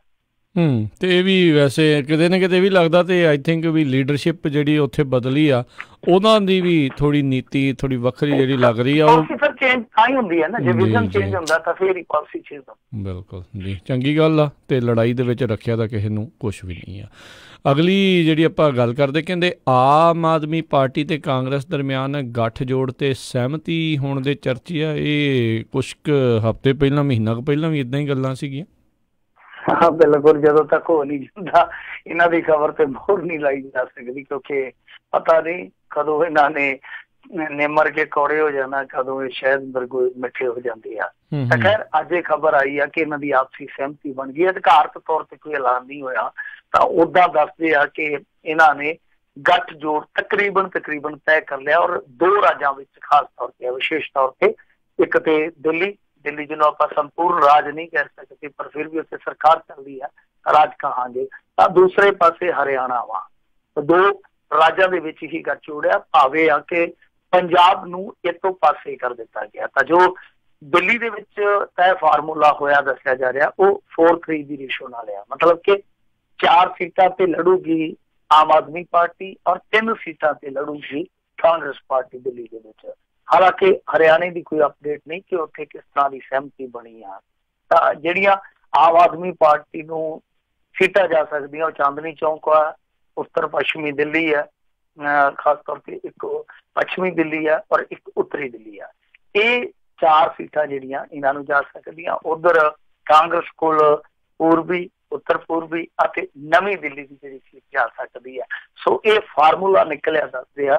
ਹਾਲਾਂਕਿ ਜਿਵੇਂ ਤੁਸੀਂ ਕਹਿ ਹੀ ਦਿੱਤਾ ਕਿ ਜਦੋਂ ਤੱਕ ਪੁਸ਼ਟੀ ਨਹੀਂ ਹੁੰਦੀ ਉਦੋਂ ਤੱਕ ਸਾਨੂੰ ਹਾਲ ਦੀ ਘੜੀ ਇਸ ਚਰਚਾ ਨੂੰ ਹੀ ਛੱਡ ਦੇਣਾ ਚਾਹੀਦਾ। ਪਰ ਮੈਂ ਇੱਕ ਗੱਲ ਜ਼ਰੂਰ ਕਹੂੰਗਾ ਕਿ ਜੇ ਇਸ ਤਰ੍ਹਾਂ ਦਾ ਗੱਠਜੋੜ ਦਿੱਲੀ ਦੇ ਵਿੱਚ ਸੰਭਵ ਆ, ਹਰਿਆਣੇ ਦੇ ਵਿੱਚ ਸੰਭਵ ਆ ਔਰ ਇਸ ਮੌਕੇ ਤੇ ਸੰਭਵ ਆ ਕਿ ਜਦੋਂ ਅਰਵਿੰਦ ਕੇਜਰੀਵਾਲ ਇਹਨਾਂ ਨੂੰ ਛੱਜ ਚ ਪਾ ਕੇ ਇੱਥੋਂ ਤੱਕ ਛੰਡ ਗਿਆ ਕਿ ਇਹ ਅਸਿੱਧੇ ਰੂਪ ਦੇ ਵਿੱਚ ਭਾਰਤੀ ਜਨਤਾ ਪਾਰਟੀ ਨੂੰ ਸਪੋਰਟ ਕਰ ਰਹੇ ਆ, ਤਾਂ ਕਿ ਹੁਣ ਆਮ ਆਦਮੀ ਪਾਰਟੀ ਵੀ ਅਸਿੱਧੇ ਰੂਪ ਦੇ ਵਿੱਚ ਮੋਦੀ ਸਰਕਾਰ ਨੂੰ ਸਪੋਰਟ ਕਰ ਰਹੀ ਹੈ। ਇਹ ਕਹਿ ਰਹੇ ਸੀਗੇ ਕਿ ਇੱਕ ਤਰ੍ਹਾਂ ਨਾਲ ਕਾਂਗਰਸ ਸਾਡੇ ਨਾਲ ਜਿਹੜਾ ਗੱਠਜੋੜ ਨਹੀਂ ਕਰ ਰਹੀ, ਇਹ ਭਾਜਪਾ ਵਾਲਿਆਂ ਦੀ ਮਦਦ ਕਰ ਰਹੀ ਆ। ਪਰ ਦੂਸਰਾ ਸਵਾਲ ਇਹ ਵੀ ਆ ਕਿ ਜੇ ਹੁਣ ਗੱਠਜੋੜ ਕੀਤਾ ਜਾ ਸਕਦਾ ਤੇ ਪੰਜਾਬ ਦੀਆਂ ਜਦੋਂ ਵਿਧਾਨ ਸਭਾ ਦੀਆਂ ਚੋਣਾਂ ਸੀਗੀਆਂ ਉਦੋਂ ਵੀ ਗੱਠਜੋੜ ਕੀਤਾ ਜਾ ਸਕਦਾ ਜਾਂ ਪੰਜਾਬ ਦੇ ਵਿੱਚ ਹੁਣ ਵੀ ਗੱਠਜੋੜ ਕੀਤਾ ਜਾ ਸਕਦਾ। ਸੋ ਪੰਜਾਬ ਨੂੰ ਕਿਉਂ ਛੱਡਿਆ ਜਾ ਰਿਹਾ, ਇਹ ਆਪਣੇ ਆਪ ਦੇ ਵਿੱਚ ਸਵਾਲ ਆ। ਸ਼ਾਇਦ ਇਸ ਕਰਕੇ ਕਿਉਂਕਿ ਕੈਪਟਨ ਇਸ ਹੱਕ ਦੇ ਵਿੱਚ ਨਹੀਂ ਹੈ ਕਿ ਆਮ ਆਦਮੀ ਪਾਰਟੀ ਦੇ ਨਾਲ ਪੰਜਾਬ 'ਚ ਕੋਈ ਸਮਝੌਤਾ ਕੀਤਾ ਜਾਵੇ, ਕੋਈ ਗੱਠਜੋੜ ਕੀਤਾ ਜਾਵੇ। ਪਰ ਦੇਖਦੇ ਆ ਅੱਗੇ ਕੀ ਸਮੀਕਰਨ ਬਣਦੇ ਆ। ਉਹਦਾ ਸ਼ਾਇਦ ਅਰਵਿੰਦ ਕੇਜਰੀਵਾਲ ਇਹੀ ਸੋਚ ਕੇ ਚੱਲਦਾ ਕਿ ਜੇ ਦਿੱਲੀ ਦੇ ਵਿੱਚ ਐਤਕੀ ਮੰਨ ਲਓ ਜਿਸ ਤਰ੍ਹਾਂ ਦਾ ਮਾਹੌਲ ਹੈ ਤਾਂ ਉਸ ਮਾਹੌਲ ਦੇ ਵਿੱਚ ਕਾਂਗਰਸ ਇਹਨਾਂ ਦੀ ਗੇਮ ਖਰਾਬ ਕਰ ਜਾਂਦੀ, ਕਿਉਂਕਿ ਕਾਂਗਰਸ ਉੱਥੇ ਨਿਸ਼ਚਿਤ ਤੌਰ ਤੇ ਰਿਵਾਈਵ ਹੋਈ ਆ। ਇਹ ਕੋਈ ਵੀ ਬੰਦਾ ਇਨਕਾਰ ਨਹੀਂ ਕਰ ਸਕਦਾ ਇਸ ਚੀਜ਼ ਤੋਂ। ਤਾਂ ਕਾਂਗਰਸ ਜੇ ਮੰਨ ਲਓ ਆਮ ਆਦਮੀ ਪਾਰਟੀ ਦੇ ਵੋਟ ਬੈਂਕ ਨੂੰ ਸੰਨ ਲਾ ਜਾਂਦੀ ਹੈ, ਲੋਕ ਸਭਾ 'ਚ ਪਹਿਲਾਂ ਹੀ ਮਾਂਜੇ ਗਏ ਸੀਗੇ ਪਿਛਲੀ ਦਫਾ, ਤਾਂ ਉਸ ਸੂਰਤ ਦੇ ਵਿੱਚ ਇਹਨਾਂ ਦਾ ਜਿਹੜਾ ਅਗਲਾ ਆਗਾਮੀ ਵਿਧਾਨ ਸਭਾ ਦਾ ਇਲੈਕਸ਼ਨ ਹੋਊਗਾ ਉਹਦੇ ਤੇ ਵੀ ਫਿਰ ਇਹਨਾਂ ਨਤੀਜਿਆਂ ਦੀ ਮਾਰ ਪੈ ਸਕਦੀ ਆ। ਸ਼ਾਇਦ ਇਹੀ ਥਿਊਰੀ ਆ ਕਿ ਆਮ ਆਦਮੀ ਪਾਰਟੀ ਚਾਹੁੰਦੀ ਆ ਕਿ ਅਸੀਂ ਰਲ ਕੇ ਇੱਕ ਗੱਠਜੋੜ ਦੀ ਇੱਥੇ ਟੱਕਰ ਦਈਏ ਭਾਰਤੀ ਜਨਤਾ ਪਾਰਟੀ ਨੂੰ, ਤਾਂ ਕਿ ਵਿਧਾਨ ਸਭਾ ਦੇ ਇਲੈਕਸ਼ਨ ਦੇ ਵਿੱਚ ਵੀ ਇਸ ਚੀਜ਼ ਦਾ ਜਿਹੜਾ ਪ੍ਰਭਾਵ ਵੋਟਰ ਤੇ ਬਣਿਆ ਰਹੇ। ਜੀ ਤੇ ਮੈਨੂੰ ਫਿਰ ਲੱਗਦਾ ਵੀ ਜਿੱਦਾਂ ਬਾਕੀ 2 ਥਾਵਾਂ ਤੇ ਹੋਈ ਆ ਪੰਜਾਬ 'ਚ ਨਹੀਂ ਹੋਈ ਤੇ ਕਾਂਗਰਸੀ ਤੇ ਆਮ ਆਦਮੀ ਪਾਰਟੀ ਵਾਲੇ ਵੱਖ-ਵੱਖ ਬਿਆਨ ਆਉਣਗੇ। ਇੱਕ ਥਾਂ ਤੇ ਇੱਕ ਦੂਜੇ ਦੇ ਸੋਲੇ ਗਾਉਣਗੇ ਤੇ ਇੱਕ ਥਾਂ ਤੇ ਜਿਹੜੇ ਆ ਉਹ ਲਾਭ ਆ ਗਿਆ। ਜਦੋਂ 9 ਵਜੇ ਅੱਜ NDTV ਵਾਲਿਆਂ ਨੇ ਤੜਕੇ ਖਬਰ ਦਿੱਤੀ ਨਾ, ਬੜੀ ਹਾਸੋਹੀਣੀ ਗੱਲ ਆ। ਤੇ ਦੁਪਹਿਰੇ 1 ਵਜੇ ਅਜੀਤ ਦੀ ਪੋਰਟਲ ਤੇ ਭਗਵੰਤ ਮਾਨ ਦਾ ਬਿਆਨ ਸੀ। ਭਗਵੰਤ ਮਾਨ ਕਹਿੰਦਾ ਕਿ ਹੁਣ ਰਾਹੁਲ ਗਾਂਧੀ ਆ ਜਿਹੜਾ ਉਹ ਵੀ ਨਰਿੰਦਰ ਮੋਦੀ ਵਾਂਗੂ ਜੁਮਲੇ ਸੁੱਟਣ ਲੱਗ ਪਿਆ। ਇੱਕ ਪਾਸੇ ਤੜਕੇ ਖਬਰ ਆ ਰਹੀ ਸੀਗੀ ਕਿ ਆਮ ਆਦਮੀ ਪਾਰਟੀ ਤੇ ਕਾਂਗਰਸੀਆਂ ਦਾ ਆਪਸ ਦੇ ਵਿੱਚ ਤਕਰੀਬਨ ਸਮਝੌਤਾ ਜਿਹੜਾ ਤੈਅ ਆ, ਤਾਂ ਦੂਸਰੇ ਪਾਸੇ ਪੰਜਾਬ ਇਕਾਈ ਦਾ ਉਹਨਾਂ ਦਾ ਪ੍ਰਧਾਨ ਇਹ ਕਹਿ ਰਿਹਾ ਸੀਗਾ ਕਿ ਜਿਹੜਾ 72,000 ਰੁਪਇਆ ਰਾਹੁਲ ਗਾਂਧੀ ਨੇ ਦੇਣਾ ਆ ਉਹ ਠੀਕ ਉਸੇ ਤਰ੍ਹਾਂ ਹੀ ਆਊ ਤੁਹਾਡੇ ਖਾਤਿਆਂ 'ਚ ਜਿਸ ਤਰ੍ਹਾਂ ਕਿ ਨਰਿੰਦਰ ਮੋਦੀ ਦਾ 15 ਲੱਖ ਰੁਪਇਆ ਆ ਗਿਆ ਵਾ। ਜੀ ਇਹ ਤਾਂ ਫਿਰ ਸਿੱਧੂ ਵਾਲੀ ਹੋਣੀ ਆ ਵੀ ਹਰਿਆਣੇ 'ਚ ਜਾ ਕੇ ਚੰਗੀਆਂ ਉਦੋਂ ਭਾਜਪਾ ਦੀ ਜਦੋਂ ਪ੍ਰਕਾਸ਼ ਬਾਦਲ ਵਾਲੇ ਨਾਲ ਸੀ ਉੱਧਰ ਗਾਲਾਂ ਕੱਢਦਾ ਸੀ, ਇੱਥੇ ਆ ਕੇ ਸਭ ਕੁਝ ਸਹੀ ਜਿਹੜਾ ਹੁੰਦਾ ਸੀਗਾ। ਵੈਸੇ ਇਹੀ ਸਿਆਸਤ ਆ, ਬੜੀ ਹਾਸੋਹੀਣੀ ਹਾਲਤ ਆ, ਪਰ ਲੋਕ ਵੀ ਪਤਾ ਨਹੀਂ ਕੀ ਦੇਖਦੇ ਨੇ ਤੇ ਕੀ ਜਿਹੜਾ ਇੱਥੇ ਹੋਣਾ ਆ। ਅਗਲੀ ਜਿਹੜੀ ਗੱਲ ਕਰਦੇ ਆ ਮਿੰਟੂ ਜੀ, ਕਹਿੰਦੇ ਰਣਬੈਕਸੀ ਪ੍ਰਮੋਟਰਾਂ ਤੇ ਸੁਪਰੀਮ ਕੋਰਟ ਸਖਤ ਲਟਕੀ ਗ੍ਰਿਫਤਾਰੀ ਦੀ ਤਲਵਾਰ। ਇਹ ਉਹੀ 2 ਭਰਾ ਵਾ ਮਾਲਵਿੰਦਰ ਤੇ ਸ਼ਵਿੰਦਰ, ਜਿਨ੍ਹਾਂ ਦੀ ਲੜਾਈ ਦੀ ਬਹੁਤ ਚਰਚਾ ਹੋਈ ਪੂਰੇ ਦੇਸ਼ ਦੀ ਮੀਡੀਆ ਦੇ ਵਿੱਚ। ਦੋਵੇਂ ਭਰਾ ਇੱਕ ਦੂਜੇ ਤੇ ਦੋਸ਼ ਲਾਉਂਦੇ ਆ। ਇੱਥੋਂ ਤੱਕ ਇੱਕ ਭਰਾ ਨੇ ਦੋਸ਼ ਲਾਇਆ ਕਿ ਦੂਸਰਾ ਜਿਹੜਾ ਉਹ ਬਾਬੇ ਦੇ ਹੱਥਾਂ ਤੇ ਚੜਿਆ ਪਿਆ ਔਰ ਇਹਨਾਂ ਨੇ ਫਰਜ਼ੀਵਾੜਾ ਕਰਕੇ ਸਾਡੀ ਸਾਂਝੀ ਕੰਪਨੀ ਦੇ ਵਿੱਚੋਂ ਹਜ਼ਾਰਾਂ ਕਰੋੜ ਰੁਪਏ ਦਾ ਹੇਰ ਫੇਰ ਕੀਤਾ। ਪਰ ਦੂਸਰਾ ਰੌਲਾ ਇੱਕ ਹੋਰ ਵੀ, ਇੱਕ ਤੇ ਰੌਲਾ ਇਹਨਾਂ ਦਾ ਆਪੋ ਵਿੱਚ ਦੀ ਆ ਔਰ ਵੱਡੇ ਜਿਹੜੇ ਸਾਮਰਾਜੀ ਤੁਹਾਨੂੰ ਪਤਾ ਮੁੜ ਕੇ ਲੜੀ ਪੈਂਦੇ ਆ ਇੱਕ ਵੇਲੇ। ਤਾਂ ਦੂਸਰਾ ਰੌਲਾ ਇਹ ਆ ਕਿ ਇਹਨਾਂ ਨੇ ਰਣਬੈਕਸੀ ਕੰਪਨੀ ਜਿਹੜੀ ਆ ਉਹ ਵੇਚ ਦਿੱਤੀ ਸੀਗੀ ਇਹਨਾਂ ਨੇ ਇੱਕ ਐਸੀ ਕੰਪਨੀ ਨੂੰ ਜਿਹੜੀ ਮੇਰੇ ਖਿਆਲ ਦੇ ਨਾਲ ਸਿੰਗਾਪੁਰ ਦੀ ਸੀ, ਜਿਹਦਾ ਨਾਂ ਸੀਗਾ ਡਾਈਚੀ ਸੈਂਕਿਓ। ਤਾਂ ਇਸ ਕੰਪਨੀ ਨੇ ਫਿਰ ਆਰਬਿਟ੍ਰੇਸ਼ਨ ਅਵਾਰਡ ਲਿਆ ਸੀਗਾ। ਆਰਬਿਟ੍ਰੇਸ਼ਨ ਅਵਾਰਡ ਦਾ ਭਾਵ ਇਹ ਆ ਕਿ ਟ੍ਰਿਬਿਊਨਲ 'ਚ ਉਹਨਾਂ ਨੇ ਪਹਿਲਾਂ ਮੁਕੱਦਮਾ ਪਾਇਆ ਸੀ 2016 ਦੇ ਵਿੱਚ। ਤਾਂ ਉਹਨਾਂ ਨੇ ਇਹ ਕਿਹਾ ਸੀਗਾ कि देखो जी जिस समय साडी डील होई बैक्सी दे नाल उदों इन्हां ने एक चीज लगा लई, वो चीज ये सीगी कि अमरीका दे विच इन्हां ते कोई कानूनी कार्रवाई होई है इन्हां दी कंपनी ते जिहदा सानू इन्हां ने हवाला नहीं दिता। तां फिर ट्रिब्यूनल दे विच ये मुकदमा पिया। मुकदमा जिहड़ा वो 4000 करोड़ रुपये का दाइची सिंह जित गई। फिर इन्होंने चैलेंज किया वख-वख कोर्टां च, मामला चले गया सुप्रीम कोर्ट च। सुप्रीम कोर्ट ने पिछली तरीक से इन्होंने आख्या सीगा दोवां भरावां नूं, सिंह बंधुआं नूं, कि इदां करियो वीरियो कि जदों तुसीं अगली तरीक ते आवो ते नाल रोड मैप ले आओ कि पैसे तुसीं किस तरह देने आ। तां अज जदों ये उत्थे पेश होया, हालांकि पिछली तरीक ते ये भी टिप्पणी की सी सुप्रीम कोर्ट ने कि तुहाडे वर्गे सिंह जिहड़े आ, सिख है जिहड़े, वो अदालतां च इस तरह खड़े चंगे नहीं लगदे। ਤਾਂ ਫਿਰ ਦੂਸਰੇ ਪਾਸੇ ਜਦੋਂ ਅੱਜ ਇਹਨਾਂ ਦੀ ਪੇਸ਼ੀ ਹੋਈ ਹੈ ਤੇ ਸੁਪਰੀਮ ਕੋਰਟ ਥੋੜੀ ਤਲਖ ਨਜ਼ਰ ਆਈ ਹੈ। ਉਹਨਾਂ ਨੇ ਆਖਿਆ ਜਿਹੜੇ ਤੁਸੀਂ ਕੰਮ ਕਰਕੇ ਆਏ ਹੋ, ਯਾਨੀ ਜੋ ਤੁਸੀਂ ਅੱਜ ਇੱਥੇ ਆ ਕੇ ਪੇਸ਼ਕਾਰੀ ਕੀਤੀ ਹੈ ਕਿ ਸਾਡਾ ਆਹ ਪੈਟਰਨ ਹੈ, ਅਸੀਂ ਇਸ ਪੈਟਰਨ ਤੇ ਚੱਲ ਕੇ, ਇਸ ਏਜੰਡੇ ਤੇ ਚੱਲ ਕੇ ਅਸੀਂ ਸਾਰੀ ਦੇਣਦਾਰੀ ਜਿਹੜੀ ਆ ਨਿਪਟਾ ਦੇਣੀ ਆ, ਤਾਂ ਤੁਸੀਂ ਇਹ ਜੋ ਕਰਦੇ ਪਏ ਹੋ ਇਹਦੇ ਤੋਂ ਅਦਾਲਤ ਅਸੰਤੁਸ਼ਟ ਆ ਤੇ ਜੇ ਤੁਸੀਂ ਕੋਈ ਹੱਲ ਨਾ ਕੱਢਿਆ, ਪੈਸੇ ਨਾ ਦਿੱਤੇ, अगली तरीक तक जे तुसी कोई ठोस रोड मैप ना लेके आए पैसे मोड़ने वास्ते, तो फिर तुहानू जेल घल्लिया जा सकता। बहुत बड़े अमीर बंदे है जिहड़े वो कल नू जेल भी जा सकते हैं। तो इन्हां ने जाके उत्थे कहा सीगा कि जी असीं 6000 करोड़ रुपया किस तो लेना। कोर्ट ने आख्या कि ये लैन देन है जिहड़ा तुहाडा हुण बाहर दा होऊगा, पर सानू इत्थे कोई ठोस रोड मैप दसो जिहदे राहीं तुसीं पैसे मोड़ने आ। तो तलवार लटक गई है इन्हां दे जेल जाण ते। ਤਾਂ ਦੇਖਦੇ ਹਾਂ ਕਿ ਹੁਣ ਅਗਲੀ ਤਰੀਕ ਜਿਹੜੀ ਮੇਰੇ ਖਿਆਲ ਦੇ ਨਾਲ ਕੁਝ ਦਿਨਾਂ ਦੀ ਆ, ਉਸ ਤਰੀਕ ਤੇ ਜਾ ਕੇ ਕੀ ਨਿਪਟਾਰਾ ਹੁੰਦਾ ਵਾ। ਜੀ ਜੀ, ਅਗਲੀ ਜਿਹੜੀ ਗੱਲ ਕਰਦੇ ਕਹਿੰਦੇ ਢੀਂਡਸੇ ਦਾ ਮੁੰਡਾ ਨਹੀਂ ਟਲਿਆ, ਅਕਾਲੀ ਦਲ ਨੇ ਪਰਮਿੰਦਰ ਢੀਂਡਸੇ ਨੂੰ ਐਲਾਨਿਆ ਸੰਗਰੂਰ ਤੋਂ ਉਮੀਦਵਾਰ। ਇੱਥੇ ਦੇਖੋ ਇੱਕ ਚੀਜ਼ ਤੇ ਫਿਰ ਛੁੱਟਣੀ ਸੀਗੀ, ਯਾਰ ਛੁੱਟਣਗੇ ਜਾਂ ਮਾਪੇ, ਉਹ ਗਾਣਾ ਸੀਗਾ ਨਾ। ਹੁਣ ਪਰਮਿੰਦਰ ਢੀਂਡਸਾ ਨੇ अपना सुखबीर सिंह बादल ही चुनिया। तो खैर बाप का कम हुंदा सलाह देनी, क्योंकि जो पुत्र आंदे हुंदे ना कि पैर दी जुत्ती जिहड़ी बाप दी वो पुत नूं आउण लग जावे, फिर थोड़ा जिहा समझ लिया जांदा बाप वालों कि हुण पुत्र उडार हो गया। तो मैनूं लगदा कि ढींडसा साहब ने भी सबर दा घुट भर के समझ लिया होएगा कि पुत्र हुण उडार ही नहीं होया, एक सियासतदान भी हो गया जिहड़ा वेख के चलदा पिया कि अगां बापू नालों वध फायदा जिहड़ा कित्थों लिया जा सकता। तो परमिंदर सिंह ढींडसा बारे वैसे तकरीबन तय सीगा कि परमिंदर सिंह ढींडसा नूं सुखबीर सिंह बादल ने मना लेना, क्योंकि सुखबीर सिंह बादल नूं तुसीं जो मर्जी आखी जाओ, इस गल्लों सुखबीर बादल की सिफत करनी पऊगी कि जिस चीज़ के मगर लगता बड़ी शिद्दत नाल लगता। तो परमिंदर सिंह ढींडसा के मगर सुखबीर सिंह बादल ने वाहवा गेड़े खत्ते आ पिछले दिनों के विच, तां कामयाबी इन्हां नूं मिल गई आ। हुण जदों ਵੱਡੇ ਢੀਂਡਸਾ ਸਾਹਿਬ ਨੂੰ ਪੁੱਛਿਆ ਗਿਆ ਕਿ ਕਿਸ ਤਰ੍ਹਾਂ ਕਰੋਗੇ ਹੁਣ ਇਹਦੇ ਧਰਮ ਸੰਕਟ ਆ ਤੁਹਾਡੇ ਸਾਹਮਣੇ, ਤਾਂ ਕਿੱਦਾਂ ਹੁਣ ਉਹਨਾਂ ਆਖਿਆ ਕਿ ਮੈਂ ਤੇ ਸਲਾਹ ਦਿੱਤੀ ਸੀ ਕਿ ਬੱਚੇ ਨੂੰ, ਅੱਗੋਂ ਹੁਣ ਉਹਦੀ ਮਰਜ਼ੀ ਆ, ਪਰ ਮੇਰੀ ਮਰਜ਼ੀ ਇਹ ਆ ਕਿ ਮੈਂ ਕੰਪੇਨ ਨਹੀਂ ਕਰੂੰਗਾ।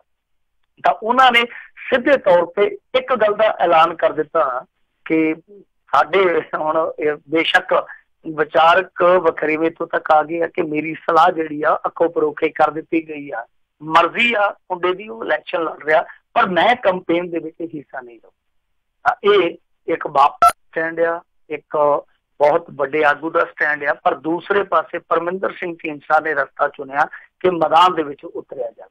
ਤਾਂ ਇੱਥੇ ਦੇਖੋ, ਚਾਹੇ ਵੱਡਾ ਢੀਂਡਸਾ ਚੋਣ ਮੈਦਾਨ ਦੇ ਵਿੱਚ ਨਾ ਆਵੇ, ਜੇ ਆ ਜਾਵੇ ਤੇ ਕੋਈ ਮੇਰੇ ਖਿਆਲ ਦੇ ਨਾਲ ਲੋਕਾਰੀ ਗੱਲ ਵੀ ਨਹੀਂ ਹੋਊਗੀ। ਤੁਸੀਂ ਇੱਥੇ ਇੱਕ ਹੋਰ ਸਿਆਸੀ ਸਮੀਕਰਨ ਸ਼ਾਇਦ ਸੁਣਿਆ ਹੋਊਗਾ ਜਾਂ ਕਿਤੇ ਪੜ੍ਹਿਆ ਹੋਊਗਾ, ਭਾਰਤ ਦੇ ਵਿੱਚ ਇੱਕ ਬਹੁਤ ਵੱਡਾ ਨੇਤਾ ਹੋਇਆ ਸੁਖਰਾਮ, ਜਿਹੜਾ ਟੈਲੀਕਾਮ ਘਟਾਲਾ ਸੀਗਾ, ਉਹ ਸੁਖਰਾਮ ਨੇ ਹੀ ਸੁਖ ਦੇ ਨਾਲ ਨੇਪਰੇ ਚਾੜਿਆ ਸੀਗਾ।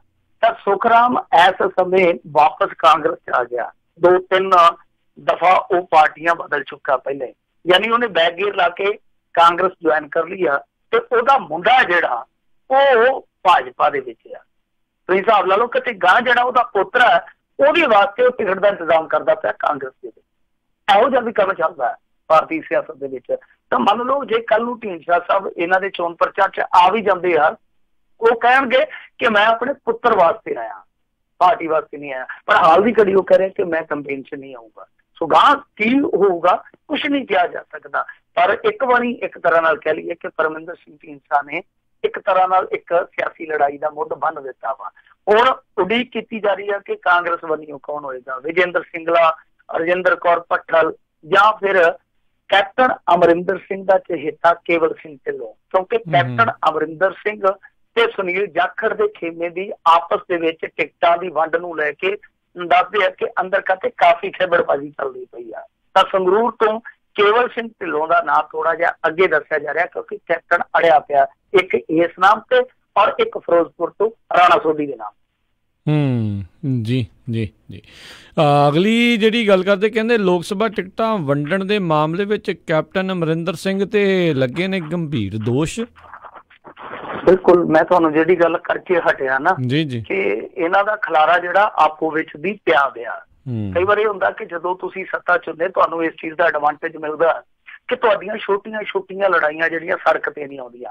ਆਹੀ ਜੇ ਮੰਨ ਲਓ ਕਾਂਗਰਸ ਵਿਰੋਧੀ ਧਿਰ ਚ ਹੁੰਦੀ ਤੇ ਇਹਨਾਂ ਨੇ ਛਿੱਤਰੋ ਛਿੱਤਰੀ ਹੁੰਦਿਆ ਤੁਹਾਨੂੰ ਸਾਫ਼ ਅਖਬਾਰਾਂ 'ਚ ਦਿਖਾਈ ਦੇਣਾ। ਸੱਤਾ 'ਚ ਹੁੰਦਿਆ ਕਿਉਂਕਿ ਹਰੇਕ ਨੂੰ ਥੋੜਾ ਡਰ ਹੁੰਦਾ, ਥੋੜਾ ਲਾਲਚ ਵੀ ਹੁੰਦਾ, ਥੋੜੀ ਰਾਹ ਦੀ ਉਮੀਦ ਵੀ ਹੁੰਦੀ ਆ ਕਿ ਹਾਲੇ ਕਿਹੜਾ ਮੁੱਲਾ ਮਰ ਗਿਆ ਜਾਂ ਰੋਜੇ ਮੁੱਕ ਗਿਆ, ਸਰਕਾਰ ਤੇ ਚੱਲੀ ਹੋ ਜਾਂਦੀ ਆ ਨਾ, ਕਿਤੇ ਫੇਰ ਦਾ ਲੱਗ ਸਕਦਾ। ਸੋ ਕਈ ਮਜਬੂਰੀਆਂ ਹੋ ਜਾਂਦੀਆਂ ਜਦੋਂ ਤੁਸੀਂ ਸੱਤਾ 'ਚ ਆਸੀਨ ਹੁੰਦੇ ਹੋ। ਇਸ ਮਾਮਲੇ ਦੇ ਵਿੱਚ ਹੁਣ ਇੱਕ ਹੁਸ਼ਿਆਰਪੁਰ ਤੋਂ ਰਫੜ ਪਿਆ ਵਿਆ, ਕਿਉਂਕਿ ਉੱਥੇ ਉਸ ਸੱਜਣ ਨੂੰ ਟਿਕਟ ਦਿੱਤੀ ਗਈ ਆ, ਕਾਂਗਰਸ ਦੇ ਵਿਧਾਇਕ ਨੂੰ, ਜਿਹੜਾ ਪਹਿਲਾਂ ਭਾਰਤੀ ਜਨਤਾ ਪਾਰਟੀ ਚ ਹੁੰਦਾ ਸੀਗਾ। ਜਿਹੜੇ ਇਹਨਾਂ ਦੇ ਕੁਛ ਦਿੱਗਜ ਬੰਦੇ ਆ, ਘਾਗ ਬੰਦੇ ਆ, ਉਹ ਐਤਰਾਜ਼ ਜਤਾ ਰਹੇ ਇਸ ਚੀਜ਼ ਤੇ। ਤਾਂ ਮੇਰੇ ਖਿਆਲ ਦੇ ਨਾਲ ਜਿਹੜੇ ਸਾਬਕਾ ਕੇਂਦਰੀ ਰਾਜ ਮੰਤਰੀ ਆ ਸੰਤੋਸ਼ ਚੌਧਰੀ, ਉਹਨਾਂ ਨੇ ਸਿੱਧੇ ਤੌਰ ਤੇ ਕੈਪਟਨ ਅਮਰਿੰਦਰ ਸਿੰਘ ਨੂੰ ਨਿਸ਼ਾਨੇ ਤੇ ਲੈ ਲਿਆ। ਉਹ ਕਹਿੰਦੇ ਆ ਕਿ ਇਹਨਾਂ ਨੇ ਆਪਣੀ ਮਨਮਰਜ਼ੀ ਕੀਤੀ ਹੈ ਇਸ ਮਾਮਲੇ ਦੇ ਵਿੱਚ, ਤਾਂ ਉਹ ਆਪਣੀ ਮਨਮਰਜ਼ੀ ਚਲਾ ਰਹੇ ਆ ਤੇ ਆਪਣੇ ਚਹੇਤਿਆਂ ਨੂੰ ਟਿਕਟਾਂ ਦਿਵਾ ਰਹੇ ਆ। ਤਾਂ ਹੁਣ ਤੁਸੀਂ ਦੇਖ ਲਓ ਕਿ ਮੈਂ ਜਿਹੜੀ ਗੱਲ ਕਹੀ ਸੀਗੀ ਉਹਨੂੰ ਪ੍ਰਮਾਣਿਤ ਕੌਣ ਕਰ ਰਿਹਾ? ਇੱਕ ਬਹੁਤ ਵੱਡੇ ਕਾਂਗਰਸੀ ਲੀਡਰ ਦਾ ਬਿਆਨ। ਤਾਂ ਆਹੀ ਚੀਜ਼ ਜਿਹੜੀ ਆ ਉਹ ਅੰਦਰ ਧੁਖਦੀ ਪਈ ਆ, ਜਿਹਦੀ ਕਨਸੋ ਸਾਡੇ ਤੱਕ ਚਲੇ ਆਉਂਦੀ ਆ ਕਿ ਹਾਂ ਭਾਈ ਅੰਦਰ ਖਾਤੇ ਸਭ ਅੱਛਾ ਨਹੀਂ ਹੈ ਕਾਂਗਰਸ ਦੇ ਵਿੱਚ। ਸਭ ਅੱਛਾ ਇਸ ਕਰਕੇ ਵੀ ਨਹੀਂ ਹੈ ਕਿਉਂਕਿ ਤੁਸੀਂ ਜਲੰਧਰ ਦੀ ਟਿਕਟ ਦੀ ਗੱਲ ਕਰ ਲਓ, ਚੌਧਰੀ ਸੰਤੋਖ ਸਿੰਘ ਨੂੰ ਟਿਕਟ ਦੇ ਦਿੱਤੀ ਗਈ। ਚੌਧਰੀ ਸੰਤੋਖ ਸਿੰਘ ਟਿਕਟ ਲੈ ਕੇ ਮੁੜ ਕੇ ਜਦੋਂ ਜਲੰਧਰ ਪਹੁੰਚਿਆ, ਉੱਥੇ ਜਿਹੜਾ ਪਲੇਠਾ ਜਲਸਾ ਹੋਇਆ ਵਾ, ਉਸ ਜਲਸੇ ਦੇ ਵਿੱਚ ਦੋ ਵਿਧਾਇਕ ਨਹੀਂ ਪਹੁੰਚੇ। ਇੱਕ ਪ੍ਰਗਟ ਸਿੰਘ ਨਹੀਂ ਆਇਆ, ਇੱਕ ਸੁਸ਼ੀਲ ਕੁਮਾਰ ਰਿੰਕੂ ਜਿਹੜਾ ਕਿ ਟਿਕਟ ਦਾ ਦਾਅਵੇਦਾਰ ਸੀ ਉਹ ਨਹੀਂ ਪਹੁੰਚਿਆ। ਤੇ ਫਿਰ ਬਾਅਦ ਦੇ ਵਿੱਚ ਰਫੜ ਇਹ ਪੈ ਗਿਆ ਕਿ ਜਿਹੜਾ ਮਹਿੰਦਰ ਸਿੰਘ ਕੇਪੀ ਆ ਉਹ ਕਹਿੰਦਾ ਕਿ ਇਹ ਤਾਂ ਮੈਨੂੰ ਸਿਆਸੀ ਤੌਰ ਤੇ ਕਤਲ ਕਰਨ ਦੀ ਸਾਜ਼ਿਸ਼ ਰਚੀ ਗਈ ਆ, ਕਿਉਂਕਿ ਉਹ ਵੀ ਟਿਕਟ ਦਾ ਦਾਅਵੇਦਾਰ ਸੀਗਾ। ਤਾਂ ਤੁਸੀਂ ਆਪ ਹੀ ਅੰਦਾਜ਼ਾ ਲਾ ਲਓ ਕਿ ਇਹਨਾਂ ਦੇ ਅੰਦਰ ਖਾਤੇ ਕੀ ਚੱਲਣ ਡਿਆ। ਦੁੱਲੋਂ ਨੇ ਟਿਕਟਾਂ ਵੰਡਣ ਦਾ ਵਿਰੋਧ ਕੀਤਾ ਵਾ, ਇੱਥੋਂ ਤੱਕ ਕਹਿ ਦਿੱਤਾ ਕਿ ਬਿਜ਼ਨਸ ਬਣਦੀ ਜਾਂਦੀ ਆ ਕਾਂਗਰਸ ਪਾਰਟੀ, ਪੈਸੇ ਵਾਲੇ ਨੂੰ ਇੱਥੇ ਟਿਕਟ ਮਿਲਦੀ ਆ, ਦੂਜਾ ਗੱਡੀਆਂ ਰਹਿ ਜਾਂਦਾ। ਫਿਰ ਤੁਸੀਂ ਇੱਕ ਹੋਰ ਵਿਧਾਇਕ ਦਾ ਸੁਣ ਲਿਆ ਹੋਣਾ ਐਲਾਨਨਾਮਾ, ਉਹ ਕਹਿੰਦਾ ਕਿ ਮੈਂ ਪਰਨੀਤ ਕੌਰ ਦਾ ਚੋਣ ਪ੍ਰਚਾਰ ਨਹੀਂ ਕਰਾਂਗਾ, ਸਿਰਫ ਅਮਲੋਂ ਤੱਕ ਸੀਮਤ ਰਵਾਂਗਾ। ਉਹ ਵਿਧਾਇਕ ਆ ਕਾਕਾ ਰਣਦੀਪ ਸਿੰਘ।